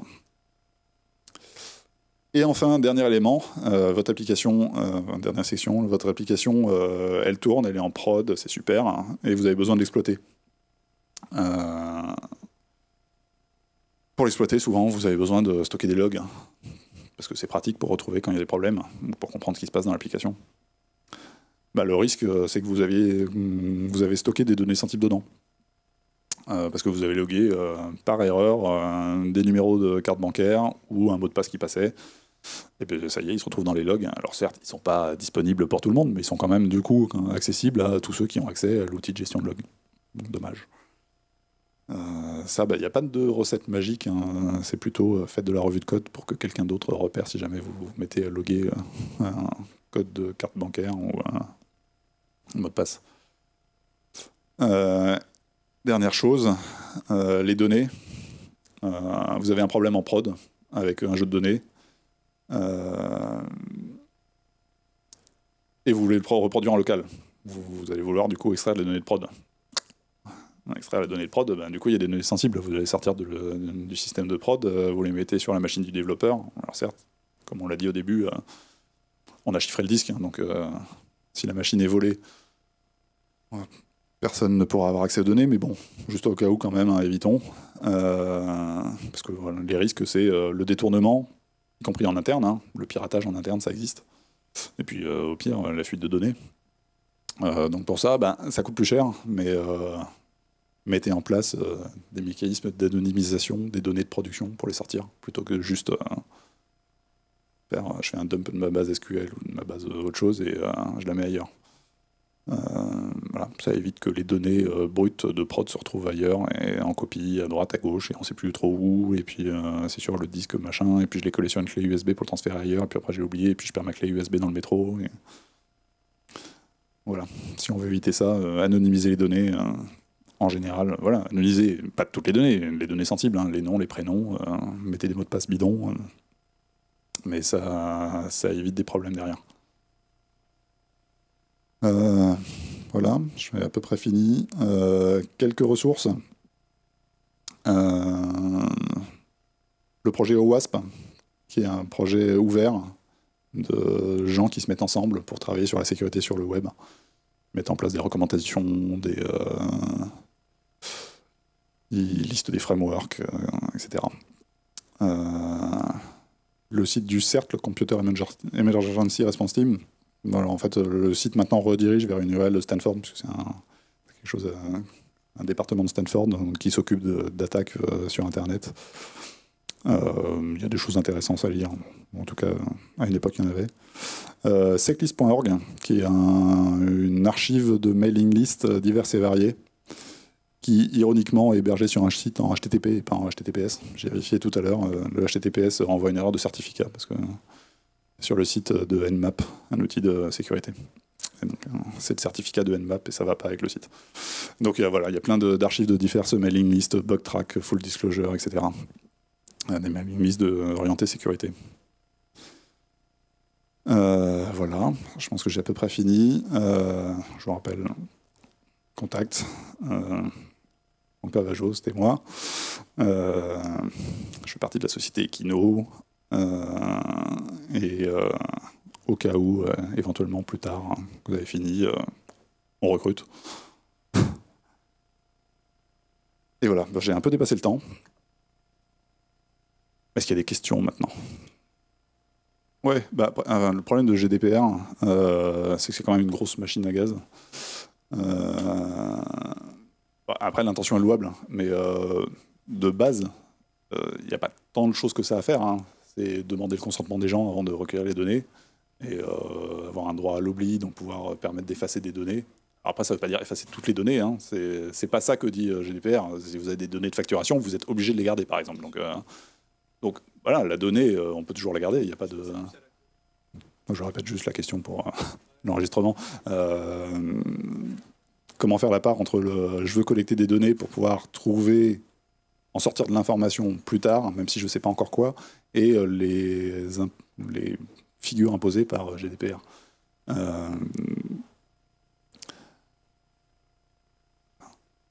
Je ne pense pas qu'il y ait une réponse unique, mais en pratique, est-ce qu'il y a vraiment tant de choses que ça qu'on arrive à découvrir sur des données pas structurées, qu'on a gardées juste comme ça?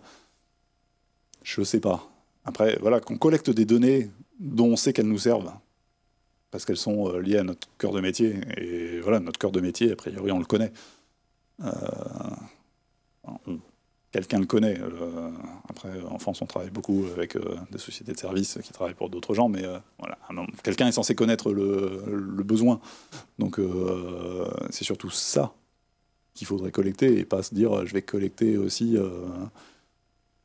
Est-ce que j'ai vraiment besoin de collecter, je ne sais pas moi, les user agents, toutes les adresses IP, le géomapping, etc. Certes, de temps en temps, je vais pouvoir faire une petite infographie sympa pour dire mes utilisateurs avec une carte, mes utilisateurs, ils sont là et là dans le monde. Ou c'est considéré comme ça dépend en fait. C'est considéré comme personnel si c'est lié aux données de la personne. Si on a juste un truc qui dit j'ai une personne qui s'est connectée de telle heure à telle heure, est-ce qu'on est vraiment obligé de faire la corrélation? C'est surtout ça, en fait. Le GDPR, c'est avoir tout un tas de données connectées entre elles. Si on fait de la collecte de données qui sont plutôt anonymisées, finalement, voilà, on ne stocke pas les identifiants. D'un côté, on stocke des identifiants et des données plus métiers avec. Et puis de l'autre côté, on stocke, sans les relier, des données de connexion ou des données de navigateur ou des voilà, pour savoir, parce que c'est intéressant aussi de savoir, hein, que les user agents, ça permet de savoir quoi, qu'est-ce qu'on a comme navigateur sur notre site, du coup sur quoi je dois me concentrer pour avoir un niveau de compatibilité avec IE11, IE machin. Est-ce que j'ai besoin de IE11 parce que je suis orienté plutôt pour les boîtes et que dans les boîtes il y a encore plein de IE11, ou est-ce que je suis orienté grand public et que du coup d'IE11 j'en ai 0,3%, est-ce que ça vaut la peine que ça me coûte 20% de mon temps de développement pour voilà, mais c'est des données qui peuvent être intéressantes parce qu'on a besoin de les relier aux gens. C'est tout le problème des métadonnées. Enfin, il y a eu le cas il n'y a pas très longtemps, il y a Strava, un fournisseur de montres connectées pour faire du sport, qui ont mis à disposition des jeux de données pour dire « Hey, on a plein de données ouvertes, venez voir ». Le problème, c'est qu'ils avaient pas envisagé certains aspects qui étaient que ça montrait des endroits où des gens faisaient du sport, des gens qui ont l'habitude de faire du sport, non, ils faisaient en groupe, sauf qu'on s'attendait pas forcément à les voir là, par exemple, genre des bases militaires. Et donc, la mise à disposition de ces données, de manière ouverte, là, c'était même pas une fuite de données, hein, c'est eux qui les ont mis, mais juste le lendemain, c'était « Ah, et on a repéré des bases en Arabie Saoudite, à droite à gauche, au Mali, parce qu'on repère des groupes de gens qui font du sport à proximité d'un endroit où il n'y a rien d'autre. » Ah bah tiens, ils font le tour de la base, en fait. Ah, c'est super, ça nous donne le contour de la base. C'était le mois dernier. Ou il y a 2 mois, je sais plus. Mais donc oui, effectivement, les données de géolocalisation, même non connectées à quelqu'un, si un identifiant, parce que voilà, peut-être que c'est pas connecté à quelqu'un, mais qu'on a un identifiant unique hein, qui permet de dire, cette même personne a fait une course là, et là, et là. Bah tiens, comme ça, on a retrouvé des gens qui travaillent à la DGSE aussi. Et surtout, on trouve le siège de la DGSE. Enfin, je veux dire, parce qu'on a en recoupant les gens, les annuaires, les machins, voilà. Le problème des métadonnées, il est toujours très large. Hein. C'est la discussion qu'il y a eu au moment du projet de loi renseignement il y a 2 ans, avec les boîtes noires chez les fournisseurs d'accès qui doivent stocker tout un tas d'infos, mais que des métadonnées de connexion et où passent les requêtes, etc. Le truc, c'est que si sans savoir le contenu de la conversation, mais si on sait que quelqu'un appelle son médecin, puis appelle son assurance santé, puis appelle une association d'aide aux malades du sida, il n'y a pas besoin d'être grand devin pour deviner de quoi, en fait, toutes ces conversations parlaient. Donc voilà, il faut faire gaffe aux métadonnées. Et donc, ouais, la géolocalisation, c'est des données qui peuvent être assez rapidement sensibles. Après, voilà, s'il y a des gens qui travaillent en décalé, on accède aux données, ça peut être gênant, parce que si on sait quand est-ce que les gens ne sont pas chez eux, et que par ailleurs, la donnée est liée avec les données de la personne et qu'on sait où elle habite, ça fait des plans assez sympas pour... voilà, surtout des gens qui seraient en horaire décalé, ils travaillent la nuit. Super, il n'y a personne la nuit dans cette maison. C'est un cas un peu tiré par les cheveux, mais enfin voilà, c'est bien de corréler des données et d'essayer d'en tirer des trucs, mais voilà, le problème c'est qu'est-ce qu'on peut tirer d'autre de ces données que ce que moi je voudrais en tirer. Après, voilà, sécuriser vos applications, éviter que les données fuitent, et ça sera déjà assez de gagné. Mais comme je disais, il n'y a pas de sécurité à 100%. On met des couches, on empile les trucs, on sécurise, on met des firewalls, on met des proxys, on met des applications devant, on met pas d'interface pour extraire l'ensemble des données sur des sites publics. Est-ce que ça... Alors la question c'est est-ce que le coût de la sécurité... quel est le coût de la sécurité, finalement, quand on l'implémente? Et est-ce qu'il est en expansion? Et si oui, de combien? Je suis pas certain que le coût augmente vraiment. C'est juste que plus ça va, plus ces problèmes de sécurité deviennent publics.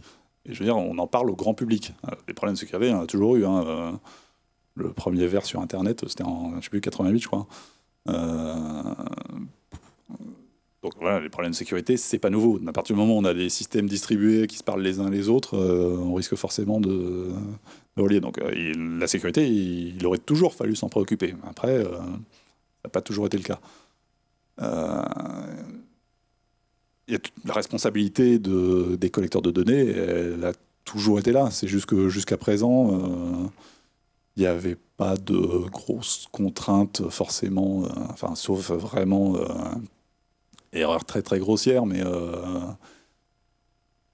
j'ai incompétence crasse ou totale ignorance de l'aspect sécurité. Dans ces cas-là, éventuellement, il pourrait y avoir condamnation, mais jusque-là, sinon, effectivement, il n'y avait pas grand-chose à risquer. Là, ce que met GDPR sur le tapis, c'est voilà, les CNIL et autres auront des moyens de faire payer les gens qui ne prennent pas la sécurité au sérieux. Après, comment ça va se mettre en place, là, ça reste à voir, parce que voilà, c'est compliqué. on verra les premiers cas de piratage post-GDPR. Mais le coût, je pense pas qu'il augmente tant que ça. Et en pratique, c'est comme les bugs. Hein. Enfin, c'est comme le reste. Hein. Plus on s'y prend tôt dans le développement, moins ça coûte cher. Hein. Donc mieux vaut y penser tout de suite. Après, c'est pas non plus des trucs très compliqués. Hein. On dit mettre de l'authentification sur des ressources, mettre des rôles, voilà, c'est surtout ça. Et puis tester-les, quoi. Il y a plein de stacks logiciels où c'est vachement intégré dans des frameworks et il n'y a pas grand chose à faire pour le faire, c'est juste qu'il faut penser à le faire. Donc je pense pas que le coût augmente vraiment. Oui, c'est un coût, mais c'est le coût de la qualité globale. Hein.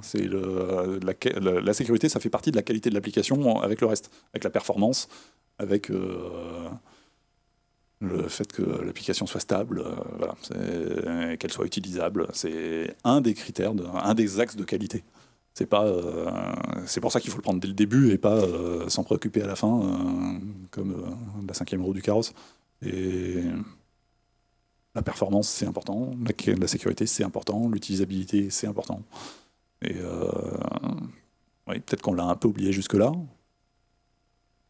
Après, voilà, parfois c'est un oubli. Et parfois, c'est juste c'était implémenté, mais il y avait un bug. Les tests, on peut faire toute la batterie de tests qu'on veut, les tests ne testent que ce qu'ils testent. En fait, ils testent ce à quoi on a pensé. Donc, un test montre que quelque chose fonctionne, il ne montre pas que le truc d'à côté ne fonctionne pas autrement, si on essaye de l'appeler autrement. Donc ça, après, il y a d'autres mécanismes dans les tests, hein, mais c'est pas forcément très simple à combiner. Mais tout ce qui est fuzzing, donc génération d'input pour des programmes aléatoires en suivant des patterns ou pas, pour voir ce qui se passe quand on injecte des chaînes plus longues, des chaînes plus petites, des trucs qui contiennent de l'Unicode avec des emojis et autres. Voilà.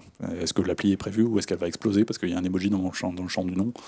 Et ça va déclencher un buffer overflow et ça y est, on a un accès route.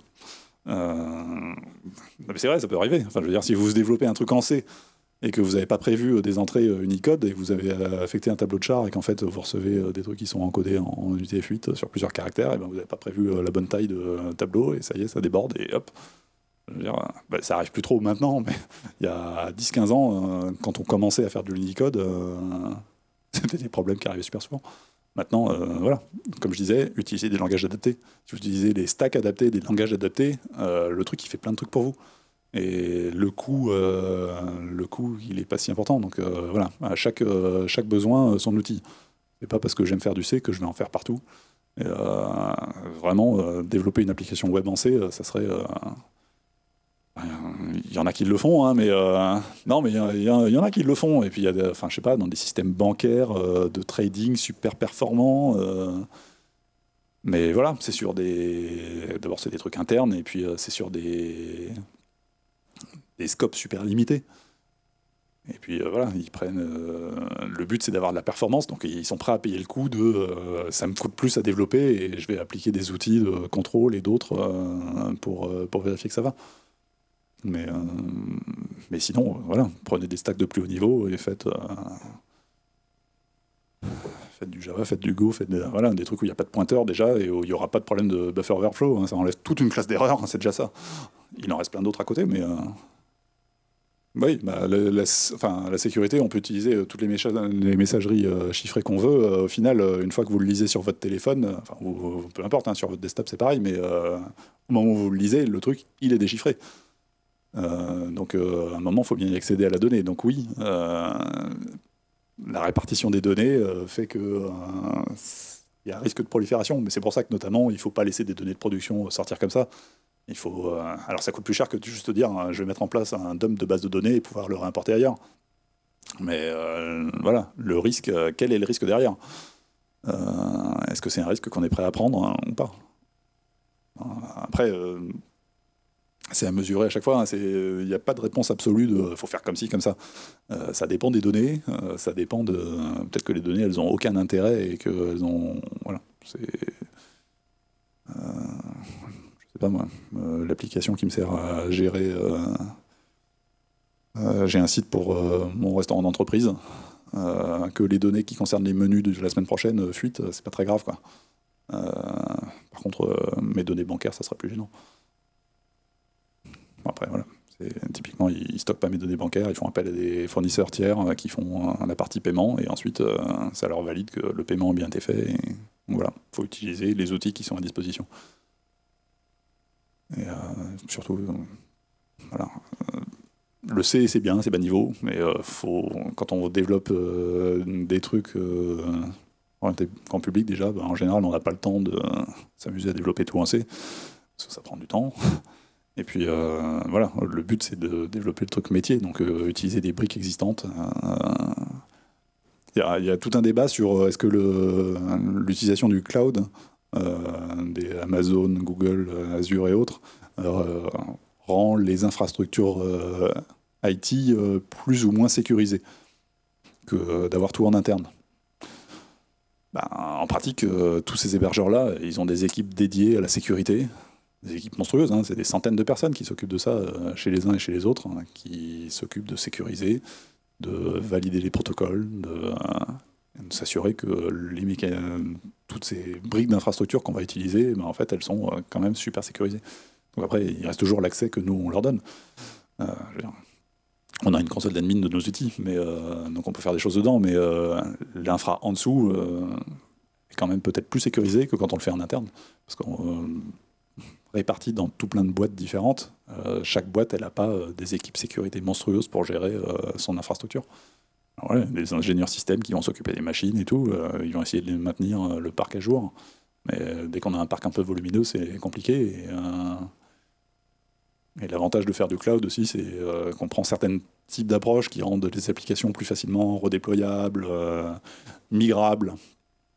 Et donc on n'est pas... mon application de paye, elle tourne sur le serveur compta 1, 2, 3, et si j'ai besoin de faire une maintenance dessus, il faut que je prévoie le truc 3 mois à l'avance, parce que si j'ai une interruption le vendredi à 16h, ça va pas aller parce que j'en ai besoin pour faire la paie. Voilà, c'est tout un tas de contraintes qui font que c'est plus compliqué. Donc ça fait partie aussi, voilà, le cloud coûte plus cher, a tendance à coûter plus cher que le déploiement en interne. Encore, ça dépend comment on compte, hein, parce qu'il faut bien payer les salaires des gens aussi, mais qu'est-ce qu'on gagne derrière en sécurité? Est-ce qu'on ne gagne pas plus que ce qu'on paye en facture? Après, il faut pouvoir se le permettre aussi, hein, bien sûr.